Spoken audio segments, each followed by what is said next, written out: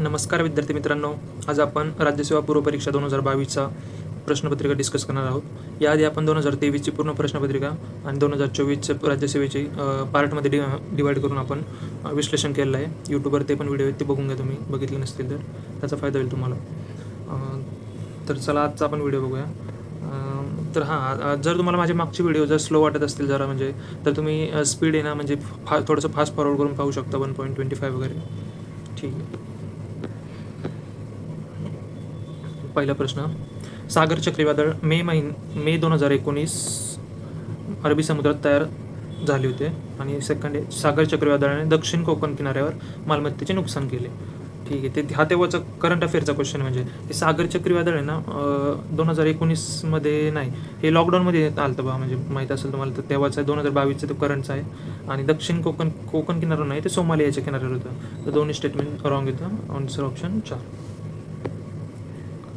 Next second question, महाराष्ट्रातील मानवी वसाहतीच्या दृष्टीने मध्याश्म युग आणि ताम्रपाषाण युगाच्या संदर्भासाठी डॅश डॅश येथे संशोधन करण्यात आले.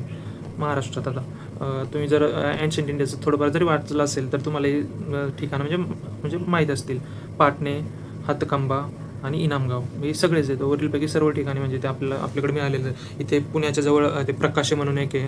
पुन्हा याच्या दायमाबाद पण आहे, म्हणजे हडप्पाकालीन वगैरे त्या काळातले प्रकाशे, दायमाबाद हे वगैरे ठिकाण. तर हे तुम्ही ना आता फक्त हे लक्षात ठेवा. म्हणजे इथून पुढे जर प्रश्न आला तर असंही विचारू शकते आयोग आता की हातकंबा, आणि असं जोडं लावायला देऊ शकतं की कुठल्या ठिकाणी म्हणजे कुठल्या जिल्ह्यात आहे. हातकंबा रत्नागिरी, इनामगाव पुणे, पाटणे जळगाव, तसेच अजून हे प्रकाशे ते पण पुण्यामध्ये, असे ठिकाण आहेत. तुम्ही पाहू शकता. याचा आन्सर आहे 4. आता नेक्स्ट क्वेश्चन, जोडं लावा आणि स्थलांतरित शेती. तर भारताची पहिले तुम्हाला माहीत असेल म्हणजे भारत झूम शेती. तर याचं 4 लावलं आपण कुठे, याचं 4 इथे. ठीक आहे. हे पहिला आणि तिसरा ऑप्शन तर गेलं. ठीक आहे. इंडोनेशियामध्ये ना लडांग आहे. लडांग बघून डीचं एक. अरे दोन्ही ठिकाणी डीचं एक. ठीक आहे. आता मध्य अमेरिकामध्ये मिल्पा आहे. म्हणजे तुम्ही असं मध्य अमेरिका मिल्पा म असं लक्षात ठेवू शकता. आणि ब्राझीलची रोका आहे. मध्य बीचं 3 कुठे आहे, सेकंड ऑप्शनमध्ये. आणि सीचं 2, ऑप्शन नंबर 2 ब्राझील रोका. लक्षात ठेवा. हे म्हणजे घिसापेटा प्रश्न, म्हणजे एकदम एक्सेप्टेड क्वेश्चन आहे. प्रत्येक वेळेस म्हणजे विचारतात ते, अल्टरनेटिव्ह इयरला तर विचारतात ते, म्हणजे लक्षात ठेवा. नेक्स्ट हा एक क्वेश्चन म्हणजे सिद्धांताबद्दल आहे ना. आयोग जिओग्राफीमध्ये प्रत्येकच म्हणजे 1-2 वर्ष झाले का म्हणजे विचारतात जोड्या लावायला. आणि एकदम म्हणजे हातातली मार्क येते. तुम्ही एवढे काही सिद्धांत आहेत 1-7-8 तेवढे पाठ करून ठेवा महत्त्वाचे, त्यातच प्रश्न निघतो. म्हणजे आता ह्यातला आहे ना सगळ्यात तेजोमय सिद्धांत लाप्लासचा आहे. लॅपलास.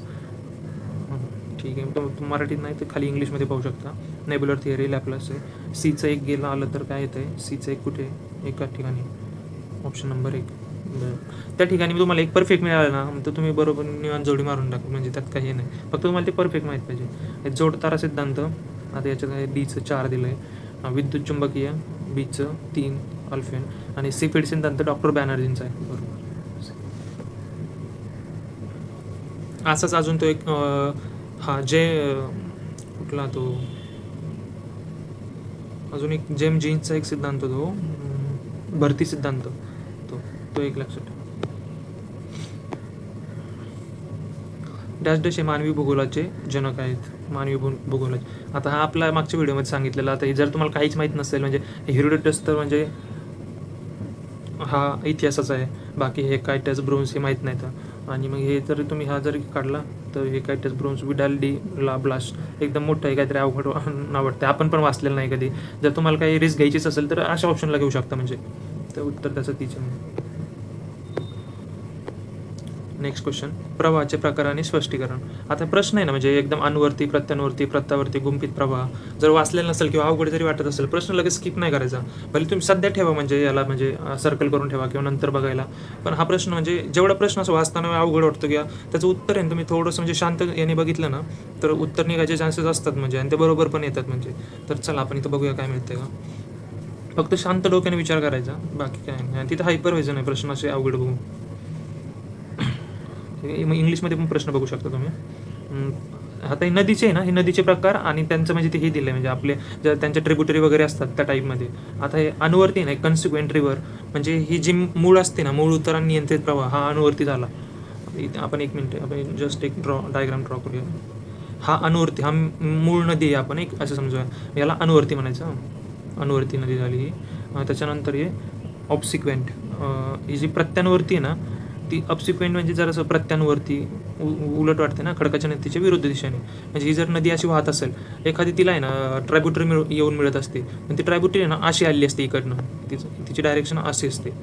आपण ही इकडनं आली आहे, पण हिची डायरेक्शन अशी असते, ती अशी येऊन मिळते ना आपल्या मुख्य नदीला, आणि मग ती अशी इकडे वाहते. हे झालं ते.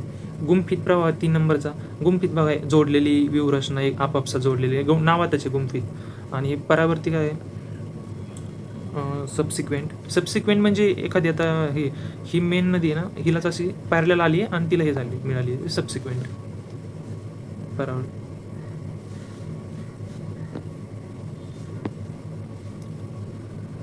तिथे तुम्ही एका ह्या गुंफितवर नाही, याच्यावर नाही पण उत्तर निघलं असतं. डीचं तुम्हाला 4 आहे. हां, याचा आन्सर नाही सांगितलं. डी याचं ऑप्शन आन्सर 2च येते ना, याचं 2 येतं आहे.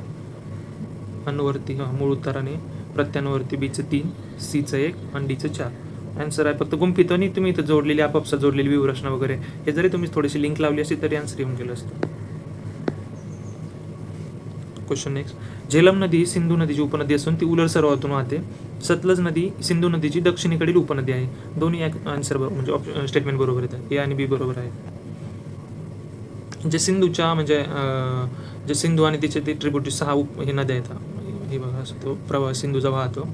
तर त्यात फर्स्ट म्हणजे जी श्रीनगरवर नाही, म्हणजे ती जाते श्रीनगरच्या श्रीनगरच्या काठावर आहे ती झेलम नदी. ती याच्यातून उलर सरोवरातून वाहते. त्याच्यानंतर कुठली एक चिनाब आहे, आणि अजून खाली मग कुठली येते, बियास, सतलज, रावी म्हणजे हे 6 नद्या आहेत आपल्या. ते सिंधू पाणी वाटप करतात, ते पण आपण मागच्या व्हिडिओमध्ये बघितलेलं आहे, तो पण व्यवस्थित करून ठेवा. आणि सतलज ही सगळ्यात खालची, म्हणजे ती डावीकडचीच आहे सिंधूच्या, ती इथं मिठान बोटला येऊन मिळतात. तसं खाली विधाने, पुढील विधाने पहा. प्रवरा व कुकडी नदी दरम्यान डोंगरांना हरिश्चंद्र डोंगर म्हणतात. बालाघाट पठारावरून मांजरा नदी वाहते. तापी व गोदावरी नदी खोऱ्या दरम्यान सातमाळा आणि अजिंठा डोंगर आहेत. तर ठीक आहे, आपण बघूया. तो आपण मागच्या वेळी ती ट्रिक बघितलेली. प्रवरा व कुकडी नदी दरम्यान हरिश्चंद्र डोंगर हे बरोबर आहे, म्हणजे हे तर बरोबर आहे. बालाघाट पठार हे मांजरा नदी तुम्ही वाचली, म्हणजे बऱ्याच वेळा प्रश्न कंबाईनला वगैरे आला आहे पण. आणि मांजरा नदी जरा फेमस आहे, गोदावरीची उपनदी ती. बालाघाट पाटोदा पठारावरून जाते ती, बरोबर सेकंड पण. तापी व गोदावरी नदी खोऱ्या दरम्यान सातमाळा आणि अजिंठा डोंगर हे पण बरोबर आहे सेकंड. म्हणजे ते बघितलं होतं, नसा, तासा, गोह, भीमा, कृष्ण ही इकडनं नर्मदा नदी सगळ्यात वरती, नंतर सातपुडा डोंगररांग, नंतर तापी नदी, त्याच्यानंतर अजिंठा सातमाळा डोंगररांग. मग इथेही तापी नदी इकडे वाहते ती, आणि सातमाळा अजिंठा डोंगररांग, आणि त्याच्या खाली मग इथं गोदावरी नदी इकडे वाहते ती. यांच्यामध्ये सातमाळा अजिंठा डोंगररांग, म्हणजे आपलं जे थर्ड स्टेटमेंट आहे ते बरोबर आहे. गोदावरीच्या खाली मग हरिश्चंद्र, बालाघाट डोंगररांग, त्याच्यानंतर खाली मग भीमा नदी, त्याच्या खाली ते शंभू महादेव डोंगररांग, त्याच्या खाली कृष्णा नदी. इकडे नर्मदेच्या वरती विंध्य पर्वतरांग. आन्सर ऑप्शन त्याचं सर्व विधाने बरोबर आहे. खालील वळ्यांच्या प्रकारांच्या योग्य जोड्या लावा. ठीक आहे. समनत, आता आपण याच्यात एकनत वळ्या, समनत वळ्या, परिवलित वळ्या, प्रतिवलित वळ्या. ठीक आहे. आता इकडे जरी काय असं म्हणजे स्टेटमेंट जरी अवघड वाटत असेल तर आपल्याला काय याच्यातून मिळतंय का, म्हणजे क्ल्यू कुठे मिळतोय का तो बघून घेऊया आपण एकदा. समनत, आणि इथे बघा समांतरपणे एका बाजूला झुकलेला आहे. इथं असं जर लावलं बीला 1 तर काय मिळतंय का, बीला 1 असं एकाच ठिकाणी. आता बाकीचे आपण चेक करूया. एला 3, एकनत, एक भुजा मंद व दुसरी लंब होते, एकनत असं नावात पण येतं जरा. सीला 4, परिवलित, दोन्ही भुजा समांतर व पृष्ठ असंही समांतर म्हणजे रिकंबन. आणि प्रतिवलित, ओव्हरटर्न म्हणजे डीला काय मिळतं ते 2, एक भुजा प्रतिवलित, तिथं नाव दिसतं ना ओव्हरटर्न, म्हणजे एक भुजा दुसऱ्या भुजेवर उलटलेली मिळून जाते आपलं आन्सर नंबर 3. खालीलपैकी कोणती विधाने भाबर मैदानाबाबत बरोबर आहे? सच्छिद्रता मोठ्या प्रमाणावर असल्यामुळे छोट्या नद्या अदृश्य होतात. ओके. भाबर पट्टा पिकांसाठी उपयुक्त आहे. ठीक आहे. भाबर पट्ट्यात वास्तव्य करणारे लोक पशुपालन करणारे गुजर आहेत. तर आपल्याला हे भाबर पट्टा पिकासाठी उपयुक्त नसतो. म्हणजे ते होई ना म्हणजे आपण जेव्हा नद्या हिमालयातनं वाहत येतात तेव्हा ते 4 म्हणजे ते टप्पे त्याचे पडतात. तुम्ही लक्षात ठेवू शकता. पहिला असतो भाबर, त्याच्यानंतर असतो तराई, त्याच्यानंतर भांगर आणि नंतर खादर असतो. जेव्हा नदी वाहत म्हणजे हिमालयात नाही येते ना ती म्हणजे ते दगडगोटे वगैरे असे असतात, दगड एकदम दगड वगैरे, आणि ती नदी त्याच्यात मग ती लुप्त होते भाबरमध्ये. मग तिथे आहे ना म्हणजे हे मग तिथं दगड वगैरे असतं त्यामुळे पीक नाही घेऊ शकत आपण तिथे. पिकांसाठी उपयुक्त आहे हे चुकीचं आहे आन्सर म्हणजे विधान. भाबर पट्ट्यात वास्तव्य करण्यामध्ये तिथले लोक म्हणजे पशुपालन करत असतात कारण शेती नाही होत ना. सच्छिद्रता मोठ्या प्रमाणात असल्यामुळे सच्छिद्र म्हणजे कारण हे दगडगोटे असतात ना त्यामुळे ती नद्या अदृश्य होतात म्हणजे नदी दिसत नाही. आणि म्हणजे जेव्हा तराई येते ना तर तराई प्रदेशात ती नदी म्हणजे दिसायला लागते मग तिथून पुढे. नंतर भांगर म्हणजे जुन्या काळाचा प्रदेश असतो आणि खादर म्हणजे मग नवीन काळाचा प्रदेश असतो. ह्याच्यात आहे ना खादर सगळ्यात जास्त म्हणजे सगळ्यात जास्त जी प्रोडक्टिव्हिटी असते सुपीक सगळ्यात म्हणतात तो खादर असतो. लक्षात ठेवा. आता इथं बी जर ऑप्शन चुकीचं आहे. हा बी गेला, हा पण याच्यात बी, हा पण गेला, हा पण गेला. ऑप्शन नंबर 3 हे थोडं लक्षात हे होतं तर तुम्ही असं लक्षात ठेवा. भात भंका ट्रिक म्हणजे थोडीशी आपण जर लावलं तर. महाराष्ट्राच्या शेती संदर्भातील विधाने पहा. मृदा धूप ही शेती पुढील गंभीर समस्या नाही.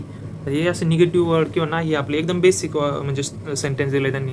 आपली मृदा धूप ही शेती पुढील गंभीर समस्या आहे. ते राजस्थानमध्ये वगैरे ते वाळवंट सरकत चालले म्हणजे इकडे पूर्वेकडे. तरी मृदा धूप ही खूप मोठी समस्या आहे भारतातल्या शेतीची किंवा ऑल ओव्हर वर्ल्डची शेतीची. त्याच्यासाठी ते बोन कन्व्हेन्शन बोनच्या पर्यावरणामध्ये आहेच ते म्हणजे मृदेची धूप कमी व्हायसाठी हे चालू यायचे ना CBD वगैरे ते काय आलं आहे त्याच्यावरती. हे आन्सर पहिलंच हे स्टेटमेंट चुकीचं आहे. हे चुकीचं आहे, हे पण चुकीचं आहे, 3 पण चुकीचं. बी आणि सी लगेच म्हणजे खालचे वाचायची पण गरज नाही पडत. नदी पूर जंगलतोड अनिर्बंध चराई यामुळे जमिनीची धूप होते. बरोबर आहे. अतिरिक्त जलसिंचनामुळे जमिनी क्षारयुक्त होतात. बरोबर आहे. म्हणजे ते आता अतिरिक्त जलसिंचन पंजाब हरियाणाचा एरिया जर बघितला आपण तर तिकडे म्हणजे तिथे ग्रीन रिव्होल्युशन वगैरे आली फर्स्ट टाईम म्हणजे अगोदर आपल्या इकडच्या आधी. आणि मग तिथे त्यांना म्हणजे फर्टिलायझर्स वगैरे किंवा पाण्याचं ते मग तो इंदिरा कॅनल गेला तिकडनं, सतलज डॅम वगैरे मोठे मोठे डॅम झाले आणि पाण्याची त्यांची समस्या सुटली. पण त्यांच्या जमिनी आता प्रॉब्लेम येतोय ते क्षारयुक्त झाल्यात म्हणजे. तर तो म्हणजे तो अति पाणी झालं तर तो क्षारचा प्रॉब्लेम होतोय. मृदाधूपी समस्या आहे पण मोठी. आणि हा प्रश्न BYQ आहे. तुम्ही मागचे जर क्वेश्चन बघितले एक 17 किंवा 18चा हा प्रश्न रिपीट आहे म्हणजे आहे असं बघू शकतो. म्हणजे क्वेश्चन PYQ जर बघितले ना हा फायदा होतो त्यातनं म्हणजे एकदम तुम्हाला आयडिया लागून जाते प्रश्न कसे विचारतात किंवा थीम कुठली असते, आपण अभ्यास कुठल्या ह्याने केला पाहिजे. PYQ मधनं तुमचा आहे ना 50%, 60-70% अभ्यास PYQ मधनं होतो. तुम्ही फक्त व्यवस्थित एकदा तुमचं बेसिक आणि PYQ जर असेल ना कमांड PYQ वर प्रश्न म्हणजे काय एवढं म्हणजे मोठे विषय नाही प्रश्न म्हणजे हे करणं प्रिलिमसाठी. राखीव जीवावरण जीवामंडल बायोस्फिअर रिझर्व तुम्ही इंग्लिशमध्ये बघितलं लगेच कळून जाईल. ते मराठीत जरासं हे वाटते. राखीव जीवावरण जीवामंडल डिमार्केटेड इंटू म्हणजे त्याचं तुम्हाला एक हे सांगतो ट्रिक इंग्लिशमध्येच बघा तुम्ही. CBT ते असं लक्षात राहत नाही लवकर. CB आणि T म्हणजे ट्रान्झिशन झोन असतो सगळ्यात शेवटी बाहेरचा, त्याच्या आधी बफर झोन CB आणि T. ओके सॉरी हे मी उलट सांगितलं. C अगोदर कोर झोन असेल ना, ते कोरमध्ये आतमध्ये असतो, नंतर बफर आणि नंतर ट्रान्झिशन झोन. पहिला C आहे ना, core buffer transition. Answer option 1. Biosphere reserve man and biosphere reserve भारतात टोटल 18 आहेत आणि त्यातील आता मला वाटतं युनेस्कोने त्याला हे दिलेले असे 13 झालेत. 12 होते पहिले, आता एक वाढलं एक कुठलं तरी नवीन. ते बघून ठेवा तुम्ही म्हणजे त्याचे जोड्या लावायलाच येऊ शकतात वगैरे. शेषाचलम तो आंध्र प्रदेशमधला, अजून इकडे रन ऑफ कच असे आहेत बरेच. 18 आहेत टोटल. आता योग्य जोडी शोधा विचारले त्याने. योग्य जोडी शोधा म्हणजे यातली एक कुठली तरी खाली यातली जोडी बरोबर असेल दिलेली. ठीक आहे आपण बघूया. आता टिहरी धरण कुठल्या राज्यात आहे? टिहरी कुठल्या नदीवर आहे? भगीरथीवर आहे. बरं तुम्हाला यातनं कंटेंट तरी मिळेल बघून घ्या. भगीरथी उत्तराखंडमध्ये. ठीक आहे. A आणि 2 आणि 3 असं आहे का कुठे? ए ठीक आहे इथं आहे. 2 आणि 3 नाही, हा ऑप्शन गेला. दुलहस्ती योजना. दुलहस्ती कुठे आहे? चिनाबवर ही चिनाब आणि जम्मू काश्मीरमध्ये. मग B 4 आणि 1 असं आहे कुठे? B कुठे? B 3 आणि 2 हा पण गेला मग. ठीक आहे. शिवसमुद्र कुठे आहे? कावेरीवर आहे. कावेरी कुठे आहे? कर्नाटक. तर C1 आणि 4 आहे का? C1 आणि 4 बरोबर. आपला ऑप्शन नंबर आला 1.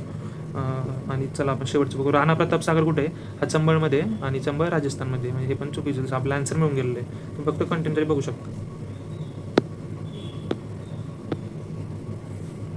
हां, हे पठाराचे प्रकार एक MPSC बऱ्याचसा विचारते. म्हणजे जगातले, म्हणजे वर्ल्डमधले टोटल पठाराचे पठार देते आणि त्यांचा प्रकार, किंवा ते कुठल्या देशात येतं, कुठल्या राज्यात येतं ते पण विचारते, किंवा महाराष्ट्रात म्हणजे आपल्या भारतामधले दिले तरी त्यांचा प्रकार विचारते. तर ते एक व्यवस्थित म्हणजे ती थिंक करून ठेवा तुम्ही व्यवस्थित पठारचे प्रकार. घुमटाकार पठार, तर आपलं बरं ज्वालामुखी पठार सेकंड ऑप्शन आहे. ज्वालामुखी आपलं दख्खनचं पठार. बीला 1 मिळतं आहे का कुठे? बीला 1 एकाच ठिकाणी. Option number 3. बाकीचे आपण बघून घेऊया. एचं काय उरलं? घुमटाकार छोटा नागपूर. येस. ते सोपानाकार सीला 2 विंध्य. गिरिपात शिलाँग. हे घुमटाकार म्हणजे हे थोडंसं पठार आहे. छोटा नागपूर असं आहे ना, बशी टाईप आकार आहे म्हणजे त्याचा.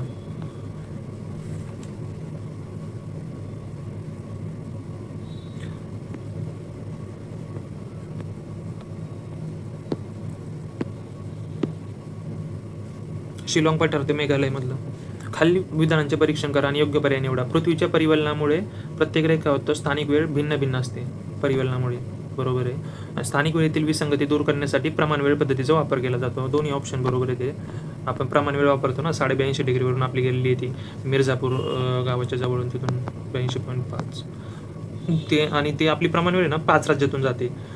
UP, त्याच्यानंतर खाली दुसरा MP, छत्तीसगड, ओरिसा आणि आंध्र प्रदेश. बरोबर ना? UP खाली मग MP, त्याच्यानंतर छत्तीसगड, ओरिसा, आंध्र प्रदेश. हे एकदा बघून घ्या तुम्ही व्यवस्थित, कन्फर्म करून घ्या. पण हेच 5 राज्य असतील ते. मिर्झापूरच्या तिथून, म्हणजे ते अलाहाबादच्या जवळ तिथून जाते ती 82 डिग्री 5. आणि त्याच्यावर वाद पण चालू आहे. म्हणजे आता ते एकदम जे नॉर्थ ईस्टचे स्टेट आहेत, किंवा तिकडे अरुणाचल प्रदेशमधला जो व्यक्ती राहणारा, तर त्यांना पण ह्याच वेळेसोबत हे करावं लागतं. मग त्यामुळे तो थोडंसं विसंगती होते आपल्या याच्यामध्ये, की त्याच्यामुळे चालू आहे की अजून एक दुसरे म्हणजे 2 प्रमाण वेळ आणायला पाहिजे. तर त्याच्यावर पण आणि दोन्ही प्रमाण, म्हणजे आपला अरुणाचल प्रदेश इथली वेळ आणि इकडे गुजरातमधली, तर दोन्ही वेळेचं अंतर म्हणजे 2 तासच फरक पडतो आपल्या इथे.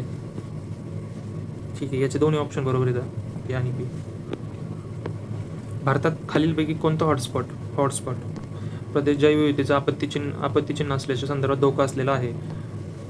तर याचं उत्तर कुठलं आहे? North western India, Deccan plateau, western India, north east उत्तर पूर्व भारत आहे ना, हा एक आपल्या इथं हॉटस्पॉट होते डायरेक्ट. म्हणजे ते बाकीचे काय हॉटस्पॉटचं नाही. भारतात 4 हॉटस्पॉट येतं. म्हणजे ईस्टर्न हिमालय एक आहे, ईस्टर्न हिमालय,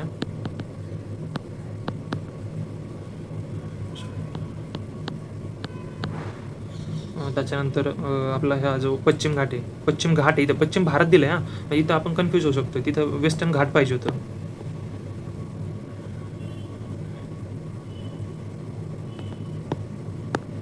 त्याच्यानंतर इंडो बर्मा एक आहे.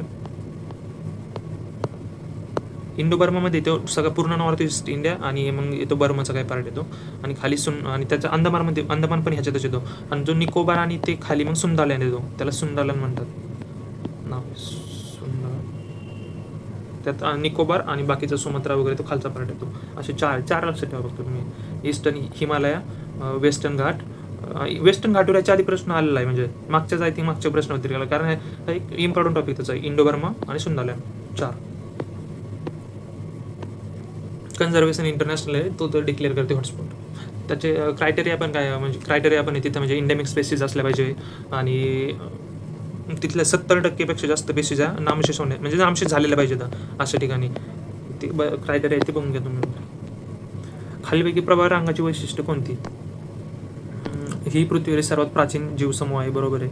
ही अतिजैव बायोमास उत्पादक आहेत. बरोबर आहे. प्रभावाचा फायदा आहे. ही वनस्पती व प्राणीजन्य श्रीमंत होईल. बरोबर आहे. हे पाण्याखाली उष्णकटिबंधीय परिस्थिती तंत्र आहे. बरोबर आहे. हे पण जेवढे म्हणजे जे एकदम म्हणजे काय नॉर्मल स्टेटमेंट येतं, किंवा पॉझिटिव्ह एकदम सर्वसमावेशक असे घेऊन जायचे. बरोबर. म्हणजे त्यात काही विशेष वेगळं वाटत नाही. प्रभावाबद्दल आपल्याला थोडं जरी माहिती असेल तर आपण करू शकतो त्याचं. ऑल ऑफ द अबोव सगळेच बरोबर. अल्फा, बीटा आणि गामा म्हणजे काय? हे पर्यावरणाचं तुम्हाला एकदम बेसिकमध्ये हे जैवविविधता मोजण्याचे भौगोलिक प्रमाणे. म्हणजे अल्फा म्हणजे एक छोट्या क्षेत्रामधला आपण इकोसिस्टीममधला मोजतो आहे का. त्याच्यानंतर बीटा थोडंसं जास्त क्षेत्र असतं आणि गॅमा हे सगळ्यात म्हणजे जास्त असतं, जास्त म्हणजे जैवविविधता क्षेत्र मोजतो आपण, तिथं किती म्हणजे जैवविविधता आहे. इकडे सी मध्ये इथे खाली परत तसं करायचं, इकडे सी ऑप्शन. आणि तरी आपण जर काहीच माहीत नसेल तर अल्फा बीटा म्हणजे काय, इथं काहीतरी एकच असणार आहे याच्यातलं. सजीवाची श्रीमंती, सिम्पसन विविधता सूची, जैवविविधता मोजण्याचे भौगोलिक प्रमाण, विटाकर यांनी सुचवलेले शब्द, यातलं कुठलं तरी एकच असेल ना, त्यांनी विचारलं म्हणजे हे काय आहे. तर मग हेच जर ऑप्शन आपले 1 आणि 4 तर गेलेच, त्यातलं मग तुम्हाला बी किंवा सी, तर सी मध्ये त्याचं उत्तर हे भौगोलिक प्रमाण असं मानू शकतो. अभयारण्य आणि राज्य आपलं आता आंध्र प्रदेशमध्ये कुठलं आहे, पुलिगत. महाराष्ट्र राधानगरी. आपलं बीचं एक पहिलं बघा कुठं मिळते का, बीचं एक आहे इथं 2 ठिकाणी बघूया, एचं 3, हे पण 2 ठिकाणी. सी पश्चिम बंगाल, जलदापारा आणि गोवा भगवान महावीर. डीचं 2, ठीक आहे, आपलं ऑप्शन आलं 3 नंबर, गोव्यामध्ये भगवान महावीर. रासायनिक पर्यावरणात खालीलपैकी कोणत्या घटकांचा समावेश होतो. तापमान व माती, जल व माती, वनस्पती व जल, मानवी क्रिया व जैव घटक. तर ह्याच्यातलं म्हणजे आयोगाने यातलं आन्सर ऑप्शन 4 दिलेलं आहे, यातलं कुठलंच नाही. म्हणजे तापमान व माती, जल व माती हे व्हायला पाहिजे होतं असं, म्हणजे ए आणि बी आन्सर असायला पाहिजे असं बऱ्याच मुलांचं, विद्यार्थ्यांचं म्हणणं होतं. आयोग पण चॅलेंज केलं तर पण हे आन्सर ऑप्शन डी याचं कुठलंच नाही, रासायनिक पर्यावरण. भारतातील भाववाढीत पुरवठा बाजूंच्या घटकांचे प्राबल्य असल्याने दीर्घकालीन धोरण उपयुक्त ठरू शकते. तर बघूया आपण, म्हणजे आपल्या इथे ना म्हणजे भाववाढीचे 2 म्हणजे हे असतात, एक डिमांड साईड आणि एक सप्लाय साईड. तर भारताचे पुरवठा बाजूचे म्हणजे आपल्या एकूण जे सप्लाय होतो म्हणजे कंपन्या किंवा इतर काय जे उत्पादन करून मग सप्लाय करतात, ह्याच्यामुळे आपल्या इथं भाववाढ आहे असं यांचं प्रश्नाच्या मध्ये म्हणणं आहे. तर आपण काय केल्याने, दीर्घकालीन केल्याने ते त्याच्यावर आपण उपयुक्त धोरण ठरू शकतो असं विचारलं त्यांनी.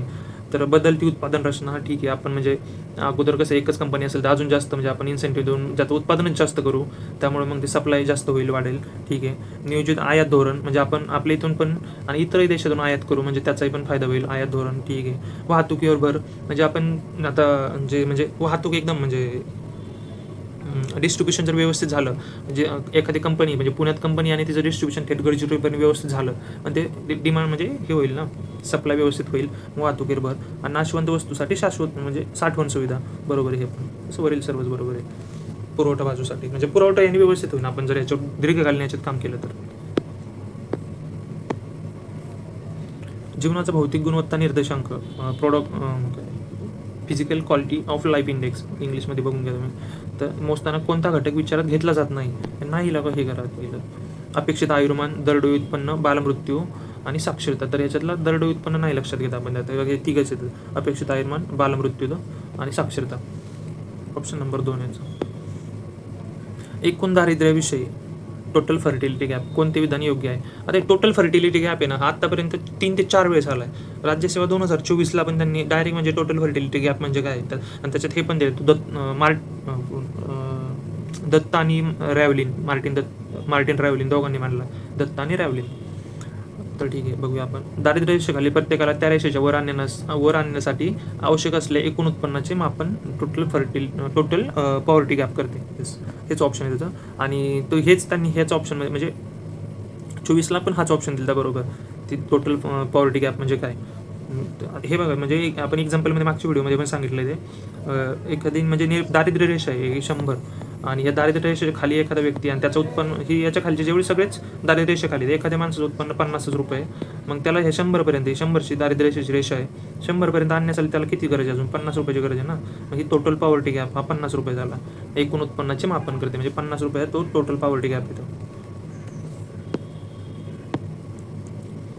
दत्ता आणि रावलिन यांनी मानला, तो पण लक्षात ठेवायचा. Next question.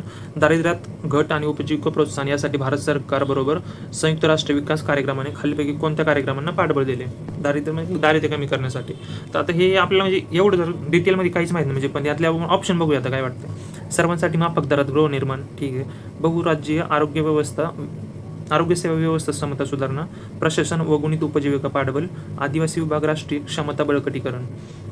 तर म्हणजे आपल्या जर माहीत नसेल की याच्यातलं आहे का नाही का कोणतं हे नसेल केलं ते नसेल केलं, अशा ठिकाणी आहे ना म्हणजे मॅक्सिमम ठिकाण म्हणजे सर्वसमावेशक आन्सर घेऊन चालायचं. जर तुम्हाला काहीच माहीत नसेल आणि त्यात निगेटिव्ह काही वाटत नाही आहे तर म्हणजे प्रेफरन्स द्यायचं सर्वसमावेशकला. ऑप्शन 4 वरीलपैकी सगळंच बरोबर आहे. म्हणजे भारत सरकार आणि UNDP काम करतं दोन्ही मिळून. महाराष्ट्र शासनाने डॅश डॅश या वर्षापासून लिंगभाव आधारित अर्थसंकल्प पद्धती स्वीकारली. तर ह्याचं स्टेट फॉरवर्ड आन्सर आहे PYQ बऱ्याच ठिकाणी आला 2013 सालीपासून. 2011 खालीपैकी 2011 खाली कोणत्या राज्यात बाललिंग गुणोत्तर सर्वात कमी होते? तर याचं उत्तर म्हणजे याच्यात हरियाणा ऑप्शन नाही, म्हणजे हरियाणा सगळ्यात कमी होतं, इथं महाराष्ट्र दिलेलं आहे. म्हणजे ह्या ऑप्शनमध्ये महाराष्ट्र सगळ्यात कमी आहे. जागतिक बँकेच्या मते भारतीय शहरीकरणाच्या खालीलपैकी कोणत्या महत्त्वाच्या समस्यांचे निराकरण करणे आवश्यक आहे? शहरीकरणाच्या समस्या तर जागतिक बँकेच्या मते, आता ते जागतिक बँकेचा असो किंवा इंटरनॅशनल मॉनिटरी फंडचा असो किंवा कोणाचाही असो, तर आपण म्हणजे एक बघायचं आपण कुठलं म्हणजे हे कारण आहेत महत्त्वाचे. तर बघूया. खराब स्थानिक प्रशासन बरोबर आहे, म्हणजे एकदम म्हणजे खराब आहे. आपलं लोकल गव्हर्नमेंट एकदम थोडंसं म्हणजे व्यवस्थित काम करत नाही असं त्यांचं म्हणणं आहे. त्यामुळे की आपण शहरीकरणाचे प्रॉब्लेम आहेत आपल्याकडे. अत्यल्प वित्त पुरवठा म्हणजे फायनान्स पण कमी आहे. खर्चवाढ करणारे अयोग्य नियोजन बरोबर आहे. म्हणजे एकदम आपण अगोदर रस्ता खोदतो, नंतर परत पाईपलाईन टाकायला परत तो रस्ता उकडतो, परत खोदतो, परत नंतर काहीतरी लाईटिंग टाकायला परत तो रस्ता हे करतो. म्हणजे सगळं प्रत्येक वेळी असंच आपलं. खाली काय वेगाने खालावत जाणारा पर्यावरण दर्जा बरोबर आहे सगळेच. वरीलपैकी सर्वच.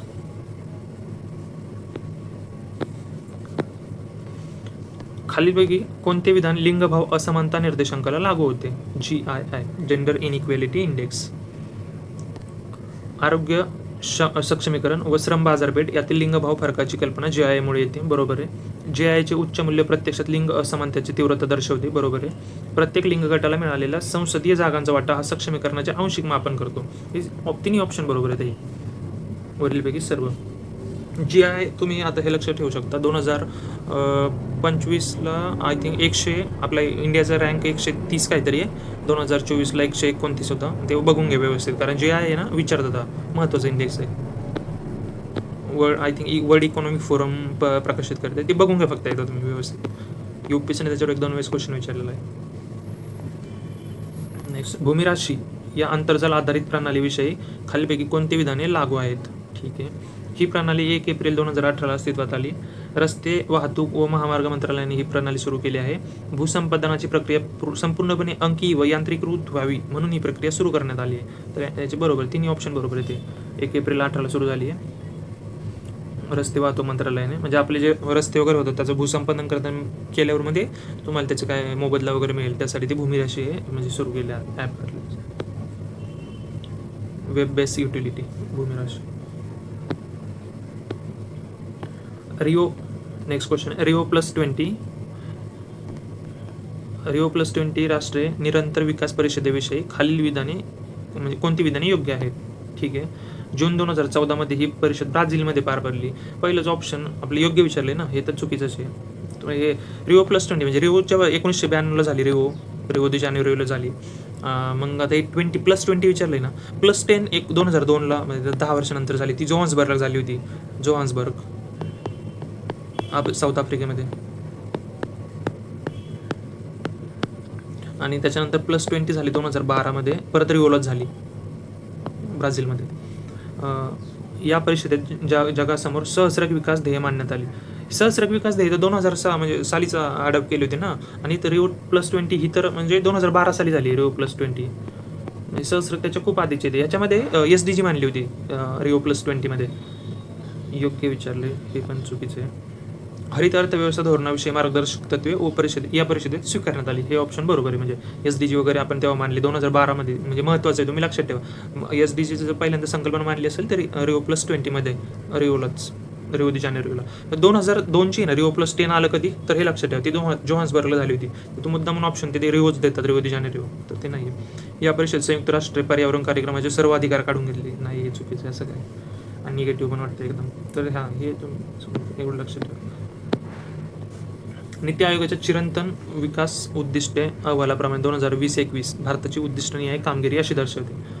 आता ही एवढं म्हणजे एकाने आकडेवारी वगैरे दिली एकदम डिटेलमध्ये, तर तुम्हाला माहीत नसेल तर म्हणजे एकदा असा प्रश्न अटेम्प्ट न केलेला बरा, किंवा अटेम्प्ट करायचा असेल तर उगाच याच्यात ओढून ताणणं आपल्याला माहीत नाही म्हणून चुकीचं असेल असंच करायचं नाही. म्हणजे करायचं म्हणजे ॲन्सर द्यायचं आहे तर एक सर्वसमावेशक घेऊन चाललं. त्यांनी एवढी आकडेवारी दिली आहे, कशाला त्यात चुकवून देतील मग त्यांनी. म्हणजे 2020-21 मध्ये 66 पर्यंत सुधारला, तो 19-20 मध्ये 60, तर 18-19 मध्ये 57 होता. हे त्यांनाही माहिती, एवढं लक्षात राहू शकत नाही कोणाच्या मुलाच्या विद्यार्थ्याच्या.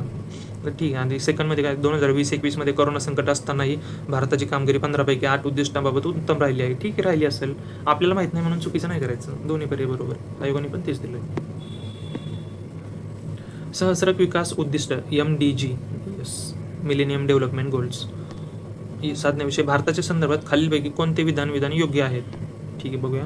भारताने अतिशय समपद्धतीने दारिद्र्यात घट साध्य केली आहे. आता इथं पहिलंच स्टेटमेंट चुकी. म्हणजे अजूनही आपल्या इथं किती दारिद्र्य आहे ना, अतिशय समपद्धतीने दारिद्र्यात घट केली आहे. अजूनही भारतात खूप विषमता आहे. म्हणजे 10% लोकांकडेच, म्हणजे जेवढं 90% लोकांकडे पैसा नाही त्याच्यापेक्षा जास्त पैसा 10% लोकांकडेच आहे. एकदम दारिद्र्यात घट वगैरे असं काय, पहिलंच ऑप्शन चुकी. आपल्याला काय विचारले, बरोबर योग्य विधान विचारले. येतं गेलं, हे गेलं, हे पण गेलं. BSc महिला सक्षमीकरण महत्त्वाचे आव्हाने, बरोबर आहे. अजून पण 2015च्या अंतिम रेषेनंतर भूकबळी रोखण्याचे उद्दिष्ट भारताने योजनेवर हुकूम साध्य करण्याचा प्रयत्न केला आहे. इथं बघा बरं कसं एकदम प्रयत्न साध्य केला, म्हणजे प्रयत्न केला आहे, आपण प्रयत्न करतोय. आणि महिला सक्षम अजूनही आव्हान आहे. हे पण समपद्धतीने दारिद्र्य घट अजूनही घट साध्य केलीच नाही. साध्य केली पण म्हटलं, इथं प्रयत्न वगैरे नाही, साध्य केली, डायरेक्ट झाली. कुठे असतं. नेक्स्ट क्वेश्चन, महिला उद्योजकांना पाठिंबा देण्यासाठी महिला व बालविकास मंत्रालयाने सुरू केलेल्या ऑनलाईन प्लॅटफॉर्मचे नाव सांगा. महिला व बालविकास याने सुरू केले मंत्रालयाने. तर तेव्हाच करंटमधला प्रश्न आहे महिला ई-हाट. हा त्याचा आन्सर महिला ई-हाट. ते स्वाधार योजना, तर ही तर विद्यार्थ्यांसाठी काहीतरी एक थांबा केंद्र योजना, वन स्टॉप सेंटर. आणि डिजिटल भारती, डिजिटल इंडिया तर ही वेगळीच आहे याच्यासाठी, डिजिटलायझेशन करण्यासाठी.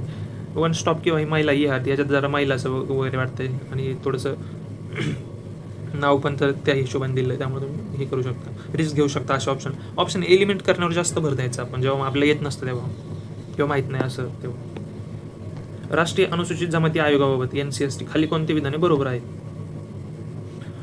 ही एक घटनात्मक संस्था आहे जी 2004 मध्ये अस्तित्वात आली. NCST आयोग आहे ना, अगोदर 65व्या घटना दुरुस्तीने एकत्रच, म्हणजे राष्ट्रीय अनुसूचित जाती व अनुसूचित जमाती हा आयोग अस्तित्वात आला होता. त्याच्या 1965वी घटना दुरुस्ती 1990 आय थिंक, हा 90. त्याच्यानंतर मग 89वी घटना दुरुस्ती झाली आणि मग दोन्ही NCST अनुसूचित जातीसाठी वेगळा आणि अनुसूचित जमातीसाठी वेगळा, मग दोन सेपरेट गेले त्याचे. तर मग ते 89वी घटना 3ला झाली ती, आणि त्याच्यानंतर 2004ला आयोगाचं अस्तित्व आलं NCST. त्याचं कलम आहे NCSTचं अनुसूचित जमाती 338A. 338मध्ये NCSC आहे, national commission for schedule caste.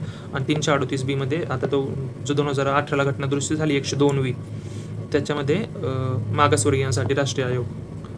हे 3 कलम खूप महत्त्वाचे आहेत. प्रत्येक परीक्षेत याच्यावर एक प्रश्न म्हणजे असतोच. ह्याच्यात कुठून फिरून विचारतात, ते काहीतरी विचारतात ह्याच्यापैकीच, लक्षात ठेवा. आता पहिलं बरोबर आहे, अनुसूचित जमातीच्या हक्क आणि संरक्षणाच्या विरोधात विशेष तक्रारींची चौकशी करणे आयोगाचे कार्य आहे, बरोबर आहे. आदिवासी समाजाचा साक्षरता दर सुधारण्यासाठी आयोग काम करतो, बरोबर आहे. आदिवासी महिलांचे सक्षमीकरण सुलभ करणे आयोगाचे कार्य आहे. वरीलपैकी सर्वच बरोबर आहेत. खालीपैकी कोणत्या स्वयंसेवी संस्था 2007च्या स्वयंसेवी क्षेत्र राष्ट्र धोरणाच्या अखत्यारीत येतात? तर ठीक आहे, औपचारिक व अनौपचारिक गट, समाज गटधिरित संस्था, धर्मादाय संस्था, समर्थक संस्था. वरीलपैकी सर्व ज्या संस्था त्या राष्ट्रीय धोरणाच्या अखत्यारीत येतात. स्वयंसेवी क्षेत्र राष्ट्रीय धोरण 2007चं आहे. खालीलपैकी कोणती पद्धती पृथ्वी आणि ग्रह यांच्यामधील अंतर मोजण्यासाठी वापरतात? हे सरळ साधं, हे बऱ्याच घिसापिटा प्रश्न बऱ्याच ठिकाणी आलेला आहे. POQला पॅरालेक्स पद्धती वापरतात. आता हे सायन्सचे प्रश्न इथे सुरू झालेत. म्हणजे सायन्सचे थोडेसे किचकटच प्रश्न असतात. तुम्हाला आले तर ठीक, म्हणजे काही तुमचं लॉजिक वगैरे किंवा तुमचे प्रॉब्लेम वगैरे सॉल्व्ह करण्यात तुमचं जर असेल म्हणजे सायन्स बॅकग्राऊंडचे वगैरे तर ठीक, नाहीतर स्किप केले केव्हाही चांगले, किंवा थोडंफार काही लॉजिक लावून जर लागले तर ठीक आहे. तर आपण याचे आन्सर बघूया आता. नेक्स्ट क्वेश्चन आहे, 110 ओहम रोध असलेल्या उपकरणाच्या 2 टोकांमध्ये 33 व्होल्ट विभवांतर प्रयुक्त केले असता उपकरणातून काही विद्युतधारा वाहते. 500 ओहम रोध असणाऱ्या उपकरणातून तेवढीच विद्युतधारा वाहू देण्यासाठी त्याच्या 2 टोकांमध्ये किती विभवांतर प्रयुक्त करावं लागेल? त्याचा आन्सर 150. खालीलपैकी नैसर्गिक चुंबकाचे नाव कोणते? तर त्याचा आन्सर आहे लोडस्टोन Fe3O4. लोडस्टोन हे लक्षात ठेवा, म्हणजे प्रश्न परत येऊ शकतो याच्यावरती. नैसर्गिक चुंबक लोडस्टोन. सोनार साऊंड नेव्हिगेशन श्रेणी तंत्र डॅशसाठी वापरले जाते. सोनार आपल्या म्हणजे 5वी 6वी 7वीच्या 8वीच्या विज्ञानच्या पुस्तकामध्ये, आणि आपण ते शाळेपासून शिकत आलोय. पाणबुडीसारख्या बुडालेल्या वस्तूची गती आणि स्थिती मापण्यासाठी सोनार ते पाण्यामध्ये वापरलं घालतात. एक ध्वनी तरंगाची वारंवारता 1000 हर्ट्झ असून तरंगलांबी 0.25 मीटर आहे. जर तो एका विशिष्ट माध्यमात 5 सेकंद प्रवास करत असेल तर कापलेले अंतर काढा. ह्या क्वेश्चनचा आन्सर आहे 1250 मीटर. ह्या प्रॉब्लेममध्ये आहे ना, म्हणजे एकदा बघायचं आपल्या ह्याच्यात काही हे जे अंक आहेत ह्याच्यात काही गुणाकार भागाकार वगैरे काही मिळून करून आपल्याला मिळतं आहे का कुठलं, म्हणजे आपण त्या क्ल्यूपर्यंत जातो का काही. 0.25 आहे, 5 आहे, इथं 1000 आहे. 25 गुणिले 5 किती होतं, 125 हे 1000, म्हणजे 125 असं, म्हणजे इथं थोडंसं जवळचं असं काहीतरी वाटतंय. जर तुम्हाला काहीच माहीत नसेल तर असं काही लॉजिक वगैरे लावून तुम्ही म्हणजे करू शकता त्या अटेम्प्ट, काहीतरी रँडम मारण्यापेक्षा. 2 समतल आरशामध्ये एक मांजर बसली आहे. जर 2 समतल आरशामधील कोन 30 अंश असल्यास मांजराच्या किती प्रतिमा दिसतील? हा, त्याच्यानंतर याच्या आधी एक PYQ याचा, त्याचा सिम्पल एक फॉर्म्युला आहे 360 डिवाइड बाय अँगल. अँगल किती आहे? 30 आहे आणि -1. 30 12 12 3 36 आणि ते 0 12 - 1 किती आले? 11. 12 - 1. खालीलपैकी कोणती संप्रेरके वनस्पतीमध्ये वृद्धत्व निर्माण करतात? आन्सर याचा क्वेश्चन हॅज झालेला आहे, रद्द केला आयोगाने. आय थिंक याचं उत्तर म्हणजे हा PYQ येथील तर बऱ्याच वेळा म्हणजे आयोगाने ह्याला म्हणजे काय केलं काय माहिती, प्रत्येकच वेळेस विचारतात. फळं पिकवणारा तर वृद्धत्व निर्माण म्हणजे हे पण त्याचा आन्सर येऊ शकतं म्हणजे काहींच्या म्हणण्याने, किंवा मग ॲब्सिसिक ॲसिड हे पण त्याच्यात हे होऊ शकतं. पेशी विभाजन आय थिंक सायटोकाइनने होतं, त्यामुळे मग हे दोन्ही आन्सर येऊ शकतात. त्याच्यामुळे कदाचित रद्द झाला असेल क्वेश्चन झालं. डोळ्यांचा रंग हा ऑक्सिजन आहे ना, हा पण महत्त्वाचा आहे, हा पण विचारलेला आहे वनस्पती वाढीसाठी. आय थिंक तो बघून घ्या एकदा. हे संप्रेरक वनस्पती हे 4-5च येतं प्रश्न, ह्याच्यावरच येतो म्हणजे हातचे मार्क असतात ते आपण जाऊ द्यायचे नाही. एवढं करून ठेवलं नाही एकदा, म्हणजे त्याच्यामध्ये कसं फिरून विचारलं त्यांनी, पुढच्या वेळी ऑक्सिजन विचारतील किंवा सायटोकाइनिन कशासाठी किंवा ऑक्सिजन. आता ह्यावेळेस 2024ला इथिलीन विचारलं आहे, असं ते फिरून तिथंच येतात ते म्हणजे वनस्पतीचे संप्रेरक. डोळ्याचा रंग पांढरा असणाऱ्या ड्रॉसोफिलाच्या मादीचा डोळ्यांचा रंग लाल असणाऱ्या ड्रॉसोफिलाच्या नराबरोबर संकरण झाले तर त्याच्या पहिला F1 पिढीतील सर्व मादी ड्रॉसोफिलांचा डोळ्यांचा रंग कोणता असेल? आता एकदम म्हणजे किचकट प्रश्नामध्ये आला आहे हा, तर ह्याचं उत्तर आयोगाने लाल लिहिलेलं आहे, लाल असेल. इथं मग काय, मादीच्या डोळ्यांचा रंग लाल असणाऱ्या ड्रॉसोफिलाच्या नराबरोबर संकरण झाले. नाही, पांढरा रंग मादीचा आहे आणि लाल रंग हा नराचा आहे. तर ते त्यांच्या ड्रॉसोफिलाच्या डोळ्याचा रंग कोणता असेल पहिल्या पिढीतील, तर त्या आन्सर नराचा दिलाय, लाल. म्हणजे इथं लाल तो ड्रॉसोफिलाचा नराचा रंग. व्हायरॉइड्स हे तेव्हा म्हणजे कोरोनाची साथ वगैरे लॉकडाऊनच्या नंतर त्या 2022चा पेपर त्या काळातला आहे ना, त्यामुळे त्यांनी विचारलं असेल शक्यतो. व्हायरॉइड्स खालीलपैकी कोणती आहे? 3 विशेष गुणधर्माद्वारे ओळखले जातात. विषाणूपेक्षा आकाराने बरेच लहान असतात, बरोबर आहे. गोलाकार रायबोन्युक्लिक ॲसिड RNA बनलेले असतात, बरोबर आहे. RNA रेणू प्रोटीन आवरणाने आच्छादित असतात, तर नसतंय. RNAचं प्रोटीन आहे ना व्हायरॉइड्सला नसतं ते. काय, पादप पेशी वनस्पती पेशी संक्रमित करणे, बरोबर आहे. मानवी शरीरामध्ये म्हणजे हे RNA जसं DNA असतो, म्हणजे ह्याच्यात फक्त RNA असतो व्हायरॉइड्समध्ये, आणि व्हायरसमध्ये एक तर RNA असू शकतो किंवा एक तर DNA असू शकतो. ह्याचं उत्तर कोणतं येते? ABD असं, ABD.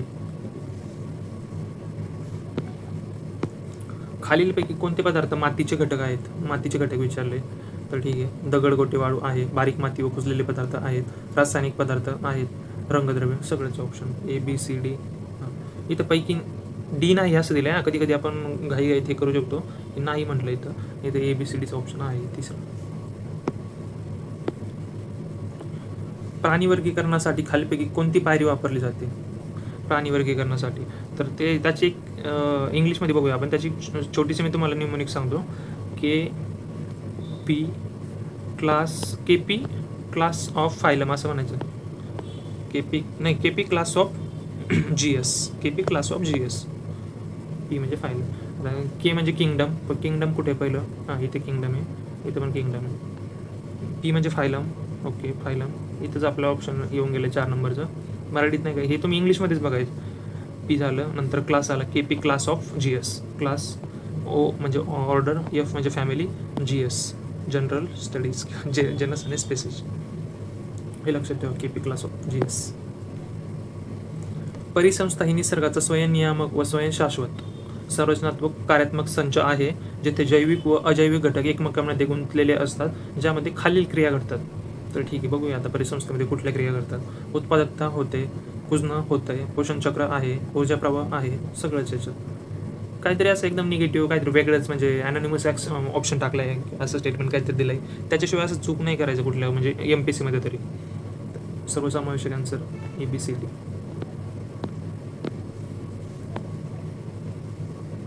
चला, हा सगळ्यात म्हणजे 2022च्या पेपरमधला सगळ्यात कुठला म्हणतात तो क्वेश्चन आहे. याच्यावर सगळ्यात जास्त डिबेट झाला. सुप्रीम कोर्टात हा क्वेश्चन गेला होता. पेपरच्या आदल्या दिवशी मुलं सुप्रीम कोर्टात होते. पिच्युटरी ग्रंथी या अंतस्रावी ग्रंथी असून मेंदूमधील हायपोथॅलेमसमध्ये असते. हे लक्षात ठेवा. आता म्हणजे इथून पुढे कधी हाच फक्त एक 1 लाईनर विचारू शकतात.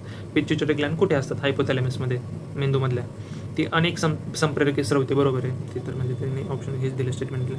तर पहिलं बघा स्टेटमेंट काय, तिला मास्टर अंतस्रावी ग्रंथी म्हणतात. हे बरोबर आहे. ती सगळ्या ग्रंथीवर नियंत्रण ठेवते. तिच्या पुढील भागाला न्यूरो हायपोसिस, तर मागील भागाला ॲडिनो हायपोसिस. अरे, हे चुकीचं आहे ऑप्शन. पुढील भागाला ॲडिनो म्हणतात आणि मागील भागाला न्यूरो म्हणतात. हे त्यांनी अल्टरनेट केलं आहे. बी तर ऑप्शन गेला आहे. बी हा गेला. एकच ऑप्शन आपलं एलिमेंट. पिच्युटरी ग्रंथीच्या मागील भागातून ऑक्सिटोसिन व व्हॅसोप्रेसिन ही संप्रेरक स्रवतात. हे बरोबर आहे. ए आणि सी. STH, TCH, ACTH ही संप्रेरके ॲडिनो हायपोसिसमधून स्रवतात. हे पण ऑप्शन म्हणजे ह्याच स्टेटमेंटवर सगळं हे झाला, म्हणजे मुद्दा झाला. आयोगाने आन्सर ए आणि सी दिलं आहे बरोबरमध्ये. आणि मुलांचं म्हणणं होतं की हे डी पण स्टेटमेंट बरोबर आहे, आणि ते आहे बरोबर. म्हणजे पण आता आयोगाचं काय, आपल्याला माहिती आहे काही क्वेश्चन असतात म्हणजे आपण नाही त्यांच्या पुढे जाऊ शकत. मग मॅथमधून हायकोर्टात गेले, हायकोर्टातून सुप्रीम कोर्टमध्ये पण केस गेली, पण काय ते झालं नाही. सुप्रीम कोर्टाने ते फेटाळून लावली आहे आणि ऑप्शन त्याचं AC दिलं आहे. पण तुम्ही याच्यावर लक्ष ठेवा. म्हणजे हे ती संप्रेरके आहे ना, म्हणजे पिच्युटरी ग्रंथीचे पुढील न्यूरो हायपोसिस आणि ॲडिनो हायपोसिसमधील ते कुठले समजे त्याची एक छोटीशी नोट बनवून ती व्यवस्थित वाचा. म्हणजे त्याच्यावर कसाही प्रश्न आला तर चुकला नाही पाहिजे. त्याचा आन्सर आयोगाने हे दिलेलं आहे, पण त्याचा आन्सर ACD. डी पण आहे त्याचं बरोबर. म्हणजे STH, TSH आणि ACTH ही संप्रेरके ॲडिनो हायपोसिसमधून स्रवतात. झाडांच्या श्वासोच्छवासाच्या क्रेबच्या चक्रादरम्यान खालीलपैकी कोणत्या प्रक्रियेद्वारे फ्युमरिक ॲसिडचे रूपांतर मॅलिक ॲसिडमध्ये होते? श्वासोच्छवास बघा, फ्युमरिकच्या रूपांतर मॅलिकमध्ये होते. तर ते डिहायड्रोजनेशनमध्ये होतं क्रेबच्या चक्रादरम्यान. डिहायड्रोजनेशन जे सायकल असते त्याच्या दरम्यान.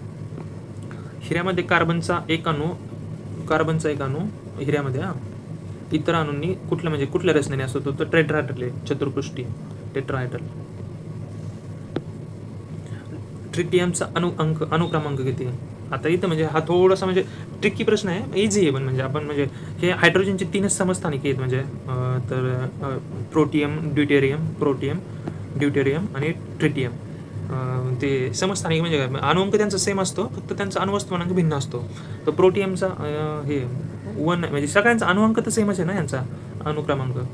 हे याचा म्हणजे प्रोटियम विचारा, ट्रिटियम विचारा किंवा ड्यूटेरियम विचारा. आणि हे हायड्रोजनचे 3 स्तंभस्थानिक हे व्यवस्थित करून ठेवतो मी. याच्यात काय कॅरेक्टरिस्टिक आहेत वगैरे. याला काय ड्यूटेरियमला जड पाणी असं काहीतरी म्हणतात. ते 24ला प्रश्न आला आहे म्हणजे याच्यावर ड्यूटेरियमवर. इथं ट्रिटियमवर विचारला आहे. प्रोटियमवर कधी विचारते ते लक्षात ठेवा. म्हणजे प्रोटियम मग याचा अणुअंक आणि सेम 1, इथं 1, 2 आणि याचं ट्रिटियमचं 1 आणि 3 अनुक्रमांक ट्रिटियमचं. हे अनुक्रमांक जर कुठलाही विचारला असता, प्रोटियम, ड्यूटेरियम, ट्रिटेरियम एकच आला असताना. पृथ्वीच्या वातावरणाच्या डॅश डॅश भागात वातावरणातील एकूण हवेच्या 70% भाग असतो. पृथ्वीचे वातावरण कुठलं आहे सगळ्यात खालचं? ट्रोपोस्फिअरमध्ये. आणि हे ह्याच्या पण क्रम विचारतात ह्याचा, म्हणजे खालून वर किंवा वरनं खाली. त्याची पण एक ट्रिक तुम्ही लक्षात ठेवा. म्हणजे मी बनवलेली अशीच. ट्रस्ट म्हणजे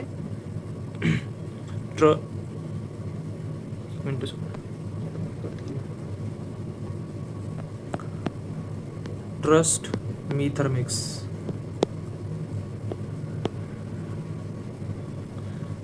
हे म्हणजे ट्रोपो, ST म्हणजे स्ट्रॅटो आहे इथे. हे स्ट्रॅटो, ST म्हणजे स्ट्रॅटो, मी म्हणजे मिझो, आणि थर्मिक्स म्हणजे थर्मो, आणि एक्स म्हणजे एक्झोस्फिअर.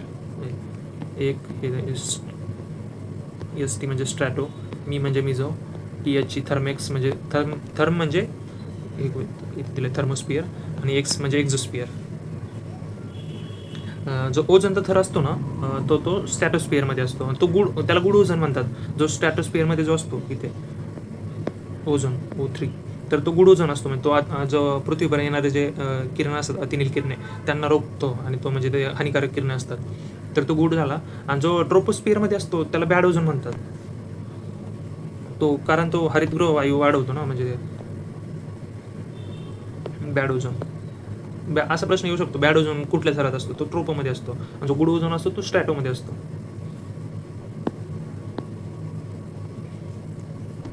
दिलेल्या संयोजक कक्षेतील इलेक्ट्रॉनच्या जोड्यामधील काय विचारलं एवढं? विमुक्त जोडी, विमुक्त जोडी, बंधित जोडी, बंधित जोडी, विमुक्त जोडी, बंधित जोडी, विद्युत स्थिती प्रतिकर्षण असे कमी होत जाते.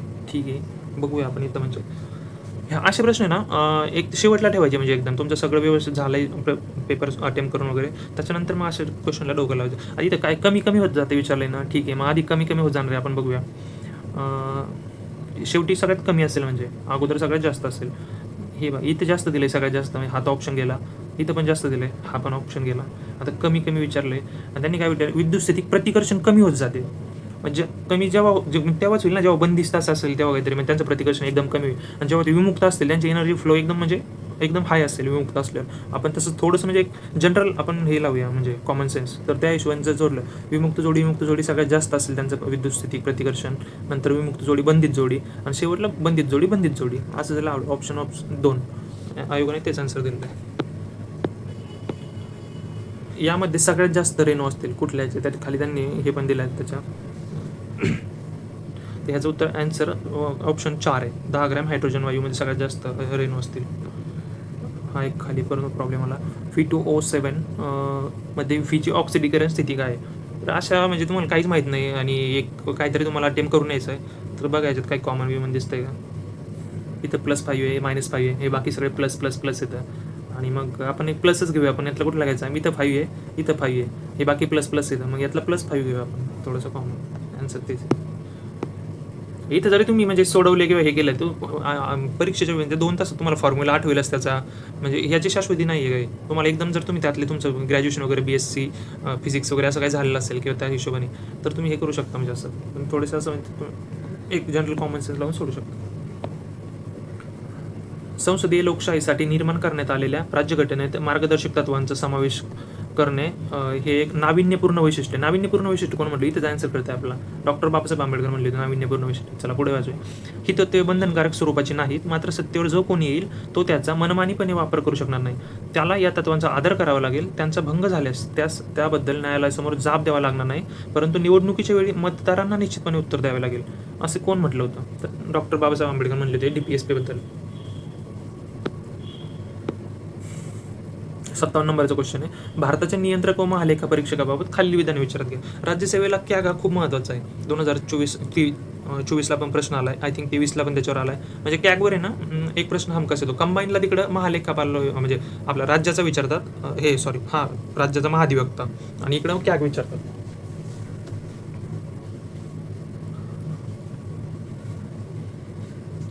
फर्स्ट स्टेटमेंट बघूया, वाचूया. तो राष्ट्रपतीची मर्जी असे पण आपल्या पदावर राहतात. राष्ट्रपतीची मर्जी नाही, त्यांना म्हणजे राष्ट्रपती अपॉइंट करतो, पण त्यांना म्हणजे हे लागतं, त्यांच्या विरुद्ध ते सिद्ध झालं तरच हे करतात, त्यांना हे करतात, म्हणजे आपण पदावरून हटू शकतो. हे तो ऑप्शन गेला आणि हे पहिला पण गेला. ते सर्वोच्च न्यायालयाच्या न्यायाधीश इतके वेतन घेतात. ठीक आहे, बघूया. ते पद ग्रहण करण्यापूर्वी भारताच्या सर्वोच्च न्यायालयाच्या मुख्य न्यायाधीशांच्या उपस्थितीत शपथ घेतात. सर्वोच्च न्यायालयाचे मुख्य न्यायाधीश नाही, राष्ट्रपती किंवा राष्ट्रपतींनी नेमलेला एखादा व्यक्ती, राष्ट्रपतींच्या त्यांच्यासमोर ते शपथ घेतात. मग सी पण ऑप्शन गेला आहे. AC तर इथं गेलेलंच. ओके, ठीक आहे. आता D बघा. फक्त भारताच्या सर्वोच्च न्यायालयाने केलेल्या चौकशीनंतर त्यांना राष्ट्रपती पदावरून दूर करू शकतात. हे नाही आहेत, हे त्यांना नाही लागू होत. सर्वोच्च न्यायालयाची चौकशी नाही लागत. Option number B. कलम 148 ते 51 मध्ये महालेखा परीक्षक, नियंत्रक व महालेखा परीक्षक. भारतात असं म्हणतात की ते म्हणजे दात काढलेला वाघ आहे ना, ते कॅग त्या टाईपमध्ये. कॅगलाच आपलं कुठली लोकलेखा समितीचा मित्र तत्वज्ञ मार्गदर्शक म्हणतात. ब्रिटनचं आणि भारताच्या कॅगचं जर हे केलं तर म्हणजे भारताच्या कॅगला काहीच अधिकार नाही त्या मानाने. म्हणजे ब्रिटनमध्ये कॅग हा खरा म्हणजे तो परीक्षक पण आहे, म्हणजे आणि त्याला म्हणजे त्याची परमिशन घ्यावी लागते खर्च करताना. पण भारतामध्ये खर्च केल्यानंतर तो हे करतो, म्हणजे ऑडिट करतो त्या खर्चाचं. हे तुम्ही जरासं लक्षात ठेवा. म्हणजे खालीलपैकी कोण महिला आयोगाच्या पहिल्या अध्यक्ष होत्या? महिला आयोग 1990चा हे आपला तो ठराव आणि त्याच्यानंतर 1992ला तो आयोग स्थापन झाला आणि 93ला पहिल्या अध्यक्ष होत्या जयंती पटनायक. आता सध्या महाराष्ट्राच्या राष्ट्रीय आयोगाच्या महाराष्ट्राच्या अध्यक्ष आहेत त्या विजया रहाटकर. औरंगाबादच्या आहेत त्या, तुम्ही ते एक लक्षात ठेवा कारण त्याच्यावर येऊ शकतो. महाराष्ट्राच्या महिला व्यक्ती महिला आहेत त्या. 59 नंबर क्वेश्चन. भारतीय राज्यघटनेच्या कोणत्या कलमानुसार विधानसभेने तशा आशयाचा ठराव संमत केला तर विधान परिषद स्थापन करण्याचा किंवा रद्द करण्याचा अधिकार संसदेस दिलेला आहे? तर ठीक आहे, तर विधान परिषदेचं कलम विचारलं एक जण, म्हणजे 169 कलम. हे 3 कलम आहे ना, हे लक्षात ठेवा. म्हणजे इकडे आपले केंद्रातले हे संसद, राज्यसभा आणि लोकसभा,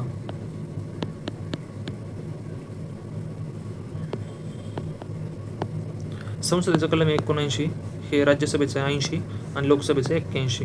त्याच हिशोबाने मग इकडं आपले राज्य विधिमंडळाचं आहे 168, विधान परिषदेचं आहे 169 आणि लोकसभेचं आहे 170. मग इथून तुम्ही 89 ॲड केलं तरी तिथे मिळून जाईल तुम्हाला.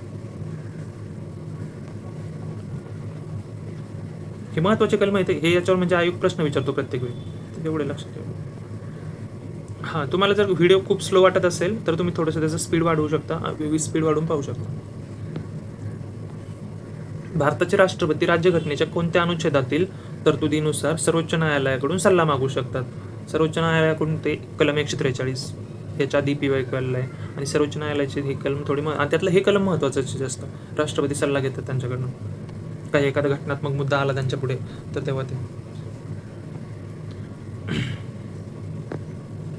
44वी घटना दुरुस्ती 1978 द्वारे खालीलपैकी कोणत्या तरतुदी करण्यात आल्या आहेत? ठीक आहे, अखिल भारतीय न्यायिक सेवा निर्माण करण्याबाबत तरतूद, ही तरतूद आहे ना 42वी घटना दुरुस्ती 1976 नुसार आली आहे. त्याच्यामुळं ए ऑप्शन तर नाही आहे, ए गेला आणि हा ए गेला. इथं C आणि D आणि B आणि C. आता C ते बरोबरच आहे म्हणजे, आणि आता B किंवा C बघूया आपण. मंत्रिमंडळाने दिलेला सल्ला एकदा पुनर्विचारार्थ परत पाठवण्याचा राष्ट्रपतीस अधिकार देण्यात आलाय. बरोबर आहे. अगोदर जो केलं की म्हणजे 42वी घटना दुरुस्तीने मंत्रिमंडळ सल्ला राष्ट्रपतीस म्हणजे कंपल्सरी होता. तो 44 त्यांनी एकदा हे केलं म्हणजे तुम्ही एकदा पुनर्विचारात पाठवू शकता. म्हणजे याचा काही फायदा होईल का नाही असं बऱ्याच जणांचं म्हणणं असतं. म्हणजे एकदा पुनर्विचारात पाठवलं तर काय आहे, पण तो आपल्या भारतामध्ये ना मीडिया ट्रायल एक शब्द आहे बघा. म्हणजे राष्ट्रपतीने एखादी गोष्ट परत पाठवली आहे म्हणजे त्याचं भारतामध्ये किती त्याचा इम्पॅक्ट होईल ना मीडिया ट्रायलने, जर असं समजा आपण हे केलं झालं तर तोच तर म्हणजे महत्त्वाचं आहे. त्याच्यामुळे एकदा जरी तुम्ही परत पाठवला तर मंत्रिमंडळावर तो प्रेशर येतं परत. म्हणजे आता हे एवढं त्याचं हे झालं आहे किंवा राष्ट्रपतीने एवढी मोठी होती म्हणजे एकदा पाठवणं म्हणजे हे खूप महत्त्वाचा बदल आहे त्यातला. हा B आणि C हां हे बरोबर आहे त्याचं. राज्यसूचीतील 5 विषय समवर्ती सूचीत हलवण्यात आले. हे राज्यसूचीतील हे 42 घटना दुरुस्ती नाहीत. बरोबर. तुम्ही ह्याच्याहूनही म्हणजे थोडंसं जर तुम्हाला ह्याच्यातलं थोडंसं लॉजिक लावून आपण बघू शकतो. हे जे राज्याचे म्हणजे अधिकार केंद्राकडे झुकवले कुठले आहे जास्त म्हणजे ते 42वी घटना दुरुस्तीने जेव्हा मग आपल्या इथे आणीबाणी चालू होती म्हणजे राज्यसूची म्हणजे राज्यांचे अधिकार कमी केले तेव्हा इंदिरा गांधींचं सरकार होतं. आणि हे जी 44वी झाली ही मोरारजी देसाईंचं जनता पार्टीचं सरकार होतं. म्हणजे थोडेसे असे राज्यांच्या दृष्टीने लिबरल निर्णय येतं ते 44वी झाले. म्हणजे हा बा आता बघा पुनर्विचार सरला पाठवायचा थोडासा लिबरल आहे म्हणजे हा बाबा. आणि नंतर हा आणीबाणीच्या काळात अनुच्छेद 20 आणि 21 अन्वये हमी दिलेले मूलभूत अधिकार निलंबित करता येणार नाहीत. म्हणजे हे पण थोडासा लिबरल निर्णय आहे. हे 44वी घटना दुरुस्तीने जरासं म्हणजे थोडंसं हे केलेलं आहे म्हणजे मोकळीक दिलेली म्हणता येईल आपल्याला. आणि त्याच्या ऑपोजिट 42वी म्हणजे 42लाच मिनी हे म्हणतात ना मिनी कॉन्स्टिट्यूशन, कारण त्यांनी भरपूरसे बदल केले होते राज्यघटनेत आणि तेच मग पलटवले 44ने. खालीपैकी कोणत्या समित्यांमध्ये संसदेच्या दोन्ही सभागृहांच्या प्रतिनिधींचा समावेश असतो? तर ठीक आहे, तर ह्याचा आन्सर आहे A आणि B फक्त.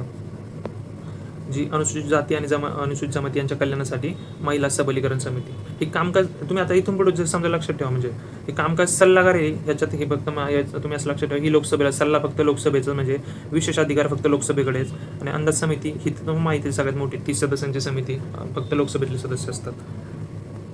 याच्यात दोन्ही असतात, बाकीचे फक्त लोकसभेतले असतात.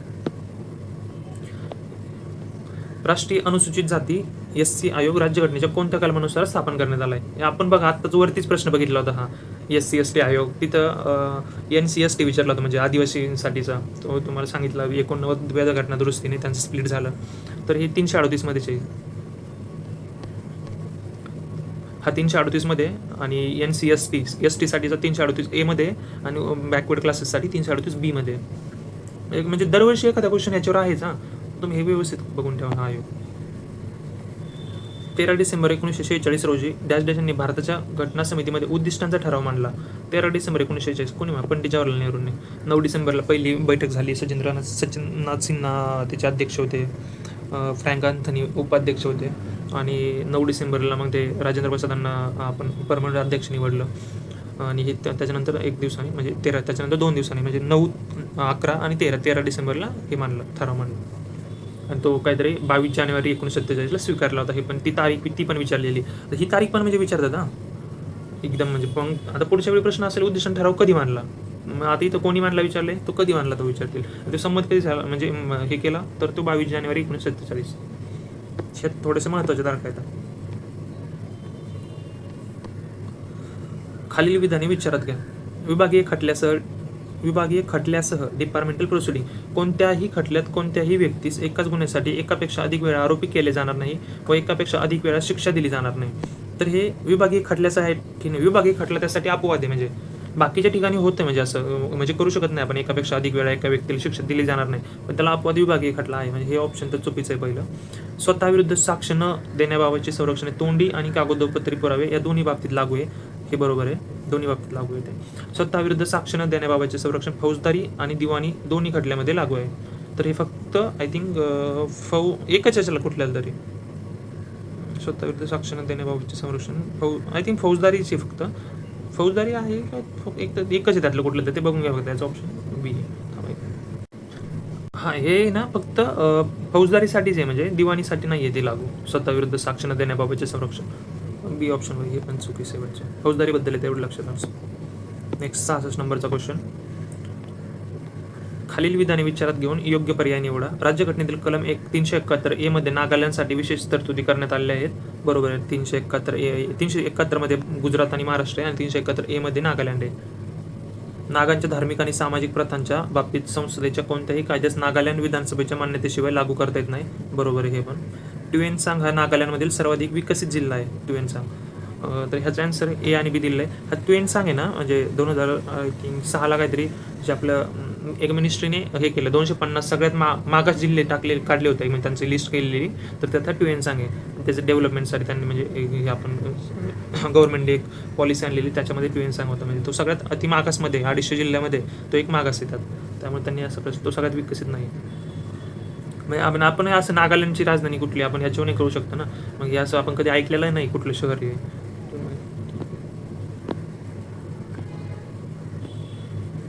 खालीलपैकी कोणते भारताच्या परराष्ट्रीय धोरणाचे पंचशील तत्व नाही विचारले. एकमेकांच्या प्रादेशिक अखंडता आणि सार्वभौमत्वाचा आदर करणे आहे.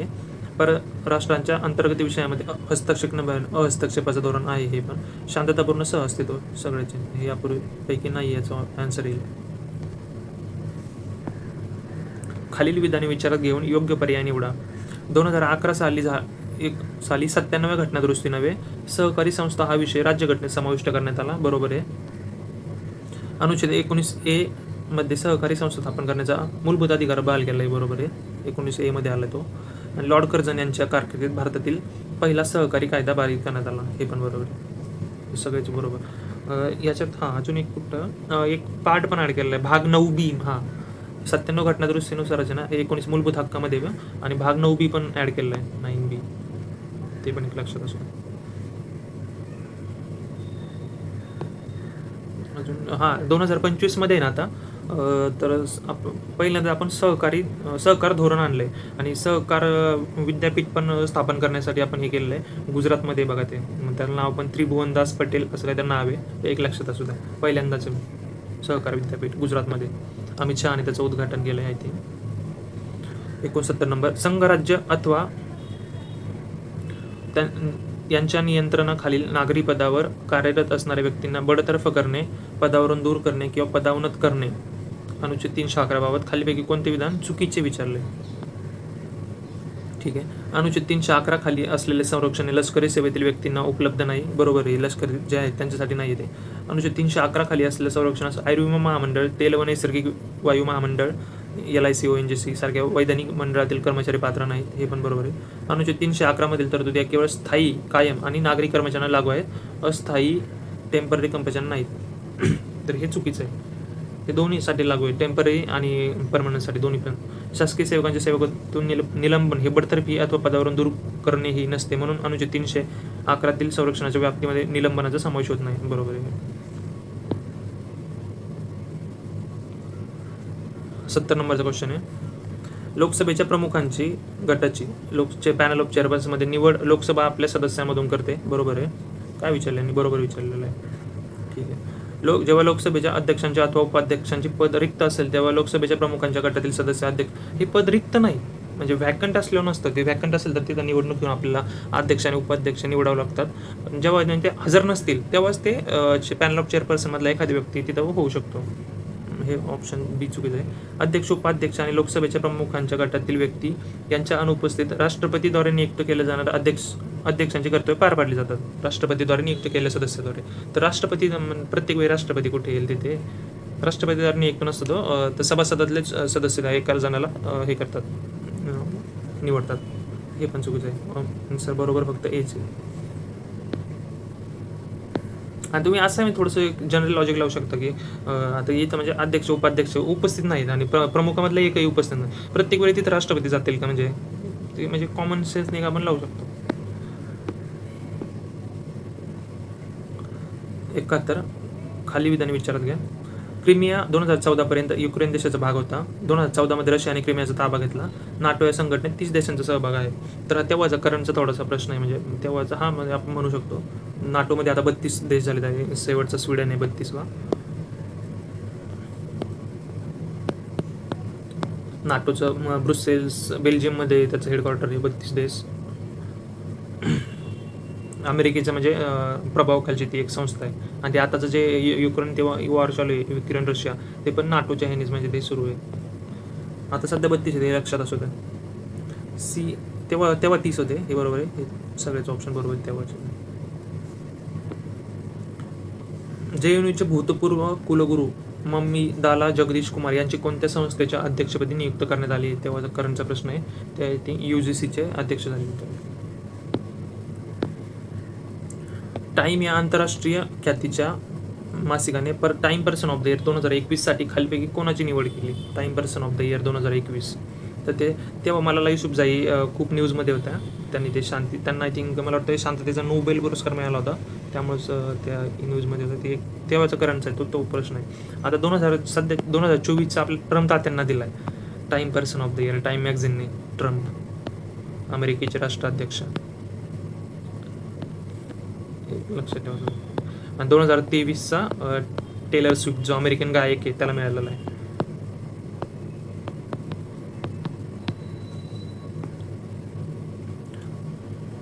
जानेवारी 2022 मध्ये R. नागस्वामी यांचे निधन झाले. ते कोणत्या क्षेत्राशी संबंधित होते?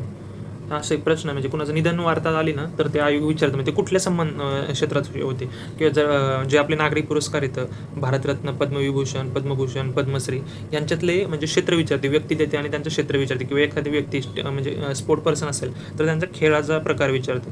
तर हे पुरातत्वशास्त्र तेव्हाचा करंटचा प्रश्न आहे. कोणत्या देशाने होसॉंग-12 मध्यम पल्ल्याच्या बॅलिस्टिक क्षेपणास्त्राचे प्रक्षेपण केले? तर त्याचं उत्तर आहे उत्तर कोरिया. इथं बघा उत्तर कोरिया, दक्षिण कोरिया, कोरिया दोन ठिकाणी आले. ह्याच्यातलं एखादा आन्सर असायचे चान्सेस भरपूर जास्त असतात. मग तुम्ही जेव्हा तुम्हाला रिस्क घ्यायची तेव्हा अशा ठिकाणी घ्यायची, दोन्हीपैकी 50-50 होते. 50% तर चान्सेस आहेत येण्याचे. याझदी गटाविषयी पुढील विधानामधून अयोग्य विधान शोधून काढा. अयोग्य विचारले त्यांनी. ठीक आहे. इराकमधील सर्वात जुन्या अल्पसंख्याक समुदायापैकी हे आहेत. हे बरोबर आहे. सिंजेर पर्वताभोवती उत्तर इराकमध्ये यांचे वास्तव्य मोठ्या प्रमाणावर आहे. हे पण बरोबर आहे. या प्राचीन धर्माची स्थापना 11व्या शतकात उमायद शेख यांनी केल्याचे म्हटले जात असेल. ठीक आहे. या धर्माने ख्रिश्चन धर्मापासून काही तत्त्वे स्वीकारले, त्यामुळे इस्लामी दहशतवादी गटांकडून याझदीवर हल्ले होत असतात. शेवटचे लास्ट स्टेटमेंट चुकीचं आहे. हे असे गट वगैरे ना हे UPSCला खूप विचारतात. आता MPSC पण घेऊ शकते कारण त्या डिस्क्रिप्टिव्ह पॅटर्न झाला त्यामुळे. तर तुम्ही याच्याकडे आता तो येमेनमधला एक गट येमेनमधला कुठला तो गट तुम्ही एकदम आता आठवत नाही मला, तुम्ही बघा तुम्ही तो जहाजावर वगैरे हल्ला करतो तो. हिजबुल्ला आय थिंक लेबनॉनमधला आहे. गाझापट्टीमधला तो एक आहे.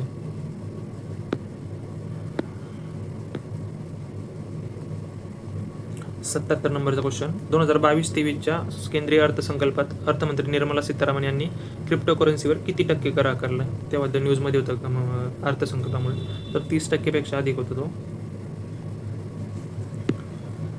कोणत्या रेसिंग ड्रायव्हरने मार्च 2022 झालेल्या सौदी अरेबिया ग्रँड पिक्स स्पर्धा जिंकली होती? मॅक्स वर्स्टपेन. पुलवामा क्षेत्राविषयी पुढीलपैकी कोणते विधान अयोग्य विचारले? ठीक आहे. या भागाला काश्मीरचे तांदळाचे भांडार म्हणतात, राईस बाउल ऑफ काश्मीर. वेशू आणि झेलम नदी पुलवामा येथून वाहतात. अहिरबाल धबधबा आणि अवंतीश्वर मंदिर पुलवामामधील प्रसिद्ध पर्यटन क्षेत्र आहेत. तर ही सगळीच ऑप्शन बरोबर आहे त्याचे. याच्यापैकी कुठलंही अयोग्य नाही आहे. कोणते नाही अयोग्य? 80 नंबर क्वेश्चन. योग्य पर्याय निवडा. त्रिनिदाद आणि टोबॅगोच्या डिओन लेंडोर यांचे जानेवारी 2022 कार दुर्घटनेत निधन झाले. लंडन ऑलिम्पिक 2022 डिओन लेंडोर यांनी कांस्य पदक मिळवले होते. डिओन लेंडोर हे बुद्धिबळपटू होते. तर ते हे बुद्धिबळपटू नव्हते, ते आय थिंक ॲथलीट होते.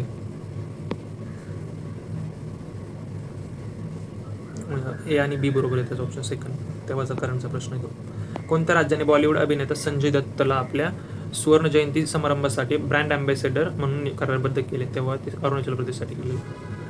पुढीलपैकी संयुक्त राष्ट्रसंघाच्या कोणत्या विशेषीकृत संघटनेत तिच्या स्थापनेची 100 वर्षे पूर्ण केले जातात? तर 2022 ते ILOचे झालेले आहे, आंतरराष्ट्रीय श्रम संघटना, इंटरनॅशनल लेबर ऑर्गनायझेशन. खालील विधाने लक्षात घेऊन योग्य पर्याय निवडा. पद्मश्री पुरस्कार प्राप्त मिलेना साल्विनी यांचा जन्म इटलीमध्ये झाला होता. त्या प्रख्यात कथकली नृत्यांगना होत्या. त्यांनी पॅरिसमध्ये सेंटर मंडप नावाची नृत्यशाळा स्थापित केली. भारत सरकारने त्यांना 2019 पद्मश्री सन्मान बहाल केला.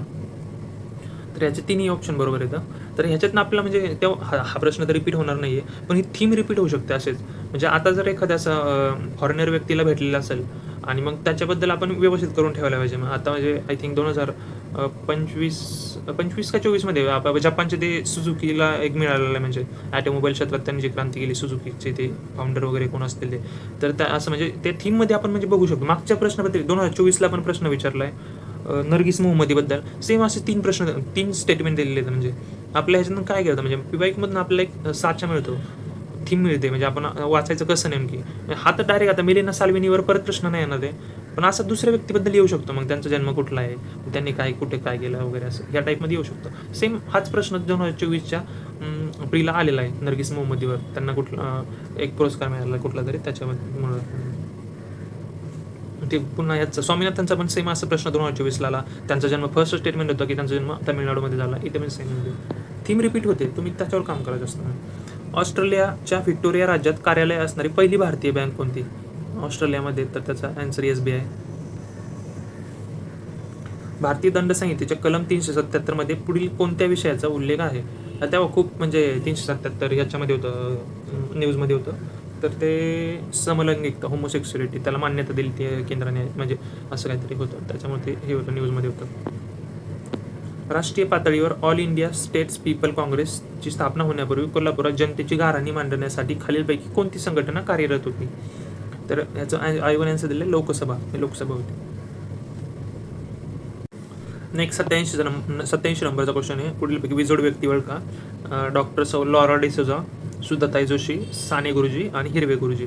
इथे थोडंसं बघा कॉमन वाटते काहीतरी, साने गुरुजी, हिरवे गुरुजी. याचा विजोड म्हणजे साने गुरुजी. तेव्हा काहीतरी न्यूजमध्ये असेल यांना कुठलं तरी, आय थिंक मला वाटतं पुरस्कार वगैरे मिळाले होते. त्यात साने गुरुजी नव्हतं, असं काहीतरी आहे ते. तेव्हाचा करंटचा प्रश्न आहे तो. 1957च्या स्त्री शिक्षण विषयक राष्ट्रीय आयोगाच्या अध्यक्ष कोण होत्या? 1957चा स्त्री शिक्षण विषयक आयोग. तर त्याच्या अध्यक्ष होत्या दुर्गाबाई देशमुख. इथे बघा दुर्गाबाई भागवत आणि दुर्गाबाई देशमुख, दोन थोडंसं दुर्गाबाई दिल्या त्या. हे तुम्हाला माहीत असेल म्हणजे आयोग 1957चा दुर्गाबाई देशमुख, आणि त्याच्या सचिव आय थिंक सरोजिनी बाबर होत्या. ते शिक्षणाचे आयोग ना, आपण वाटलंच त्याच्यावर एक व्हिडिओ बनवूया, म्हणजे छोटंसं एक रील बनवूया. ते टोटल त्याच्यात आपण शिक्षणाचे जे आयोग होते स्वातंत्र्यपूर्व काळापासून स्वातंत्र्योत्तर काळापर्यंत, म्हणजे आत्ताच्या 2020च्या नवीन एज्युकेशन पॉलिसीपर्यंत आपण बनवूया. न्यू एज्युकेशन पॉलिसीचे ते हे अध्यक्ष कस्तुरी रंगन का, हां आय थिंक तेच कस्तुरी रंगन. त्यांचे पण म्हणजे निधन झाले आता मागील काळात. तर ते पण त्याचे प्रश्न येऊ शकतो, ते पण व्यवस्थित करून ठेवा. डॉक्टर बाबासाहेब आंबेडकरांच्या पश्चात त्यांचे कोणते अनुयायी काँग्रेसचे सभासद झाले म्हणते आंबेडकरांच्या पश्चात. तर ह्याचा आन्सर म्हणजे ए बी, हे आर.जी. भंडारे, राजाभाऊ भोळे, दादासाहेब रूप होते, हे तिघजण झालेले आहेत. बाकी बापूसाहेब राजभोत हेच नव्हते झाले काँग्रेसचे सभासद. आन्सर काय ते ए बी सी. माहीत नसेल असा क्वेश्चन आहे ना, स्किप केला केव्हाही चांगला एकदम. म्हणजे काही क्वेश्चन असतात स्किप करण्याचेच, माहीत नसेल तर ते केलं केव्हाही. मुंबईमध्ये खालीलपैकी कोणत्या दोन ठिकाणी ब्रिटिशांच्या काळात मिठाच्या पेठ्या होत्या? मुंबईमध्ये ब्रिटिशांच्या मिठाच्या पेठ्या होत्या, तर ते हिंदी बाजार आणि वडाळा त्याचा आन्सर आहे. नेक्स्ट 91 नंबरचा क्वेश्चन आहे. सुरत येथे मानव धर्म सभा आणि मुंबईत परमहंस मंडळी कोणी स्थापन केली? आता हे तर एकदम म्हणजे इझी टाईपमधलं आहे. मुंबईत परमहंस मंडळी 1949 साली दादोबा पांडुरंग तरखडकर. धर्मविवेचन ग्रंथ ते मानव धर्म सभेचा. नेक्स्ट 92 नंबरचा. उत्तर भारताविषयी तपशीलवार माहिती असलेला तहकीक ए हिंद हा ग्रंथ कोणी लिहिला?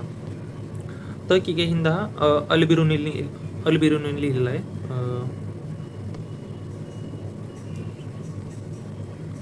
अलबिरुनी तो आय थिंक मोहम्मद गझनी सोबत, म्हणजे मोहम्मद गझनीने जेव्हा आक्रमण केलं भारतावर तेव्हा तो त्याच्यासोबत आलता आणि मग त्यांनी त्याचं तपशीलवार माहिती म्हणजे उत्तर भारताविषयी लिहिलं होतं अलबिरुनीने. आता हा बघा म्हणजे हा पेपर आपला 2022चा आहे आणि याच्या इतर ऑप्शनमधून कसा प्रश्न फेम होतो म्हणजे आता हे मोहम्मद गझनी हे तर नाहीच, मोहम्मद गझनीने आक्रमण केलं होतं. अब्दुल रज्जाक आठवत आहे का काय ऑप्शन? हा 2022चा पेपर आहे. अब्दुल रज्जाकवर 2024ला प्रश्न विचारलाय. अब्दुल रज्जाक कुणाच्या काळात आला होता? तर तो देवराय सेकंडच्या काळात आला होता. हा इब्न बतूता आता ह्याच्यावर म्हणजे येऊ शकतो प्रश्न. हा मुहम्मद बिन तुगलकच्या काळात आला होता, तुगलकच्या. तर एवढे लक्षात ठेवा.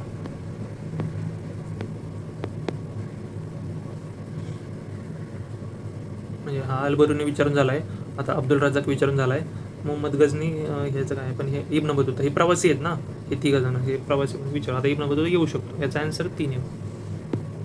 राजस्थानमध्ये मध्याश्म युगाची संस्कृती असणारे मोठे ठिकाण कोणते? तर ह्याचं उत्तर आहे बागोर. मध्याश्म युगाचे राजस्थानमधले. जोड्या लावा.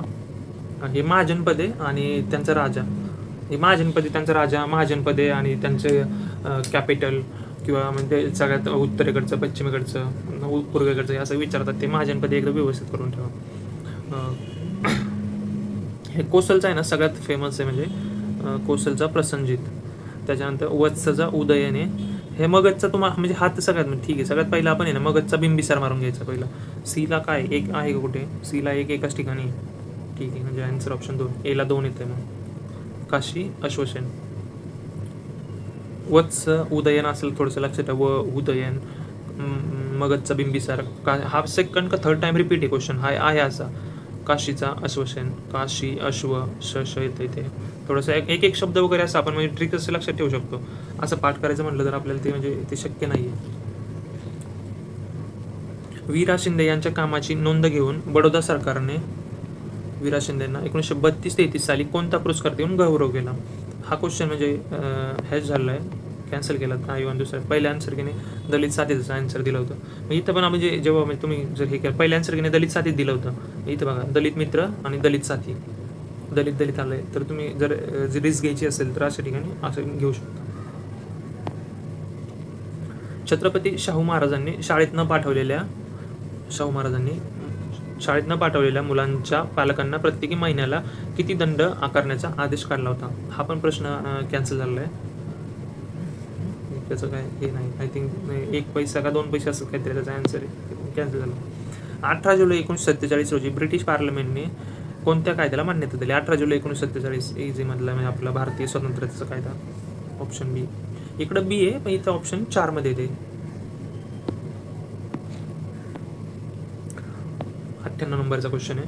भारतात चंद्रशेखर आझाद, सरदार भगतसिंग यासारख्या क्रांतिकारांनी हिंदुस्तान सोशलिस्ट, इथं सोशलिस्ट शब्द ह्याच्याकडे लक्षात आहे, हिंदुस्तान सोशलिस्ट रिपब्लिकन असोसिएशन नावाची संघटना कोठे स्थापन केली? हिंदुस्तान सोशलिस्ट रिपब्लिकन असोसिएशन ही दिल्लीमध्ये स्थापन केली, फिरोजशाह कोटला स्टेडियमच्या तिथे कुठतरी. हां, आणि ह्याचा ऑप्शन डी आहे. जेव्हा फक्त सोशलिस्ट शब्द नसेल हिंदुस्थान रिपब्लिकन असोसिएशन ती कानपूरला स्थापन झाली, ते लक्षात ठेवा. म्हणजे पहिली 24ला स्थापन झाली ती कानपूरला, आणि त्याच्यानंतर हे नाव बदललं आणि ते दिल्लीमध्ये. ऑप्शन डी मध्ये.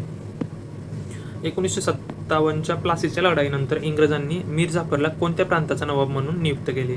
57ची प्लासीची लढाई, मीर जाफर तो बंगालचा नवाब, त्याला नियुक्त केला. 100 नंबरचा क्वेश्चन. इसवी सन 1206 ते 1290 या काळात राज्य केलेल्या गुलाम घराण्याची स्थापना कोणी केली?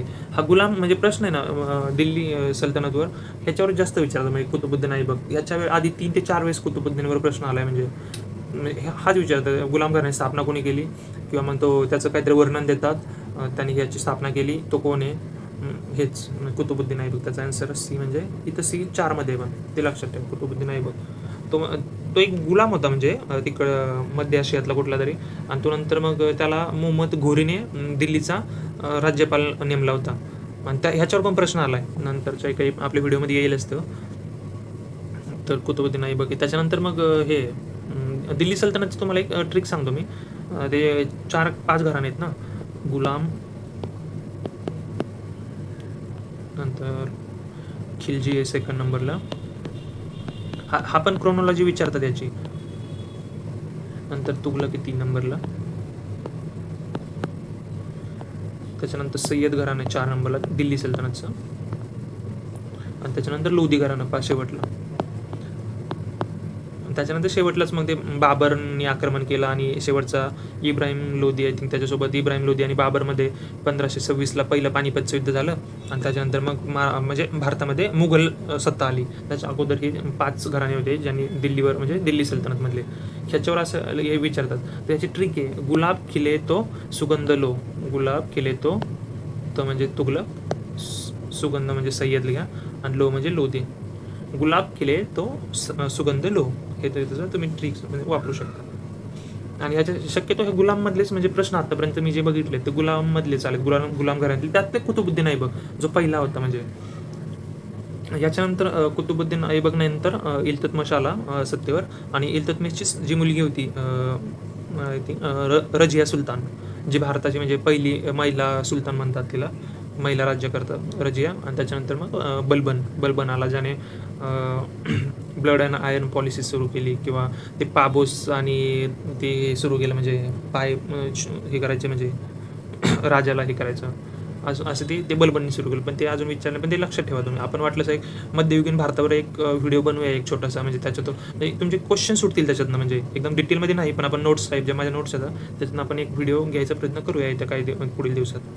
तर अशा प्रकारे आपण हे 2022चा पेपर बघितला आहे. तुम्हाला येणाऱ्या 2025 आणि इथून पुढील प्रत्येकच राज्यसेवेच्या, म्हणजे MPSC जेवढे प्रश्न म्हणजे पेपर घेते, गट ब गट क सगळ्या पेपरला ह्याचा फायदा होईल, ट्रिक्स लॉजिकसाठी पण आणि राज्यसेवेसाठी तर होणारच आहे ऑफकोर्स.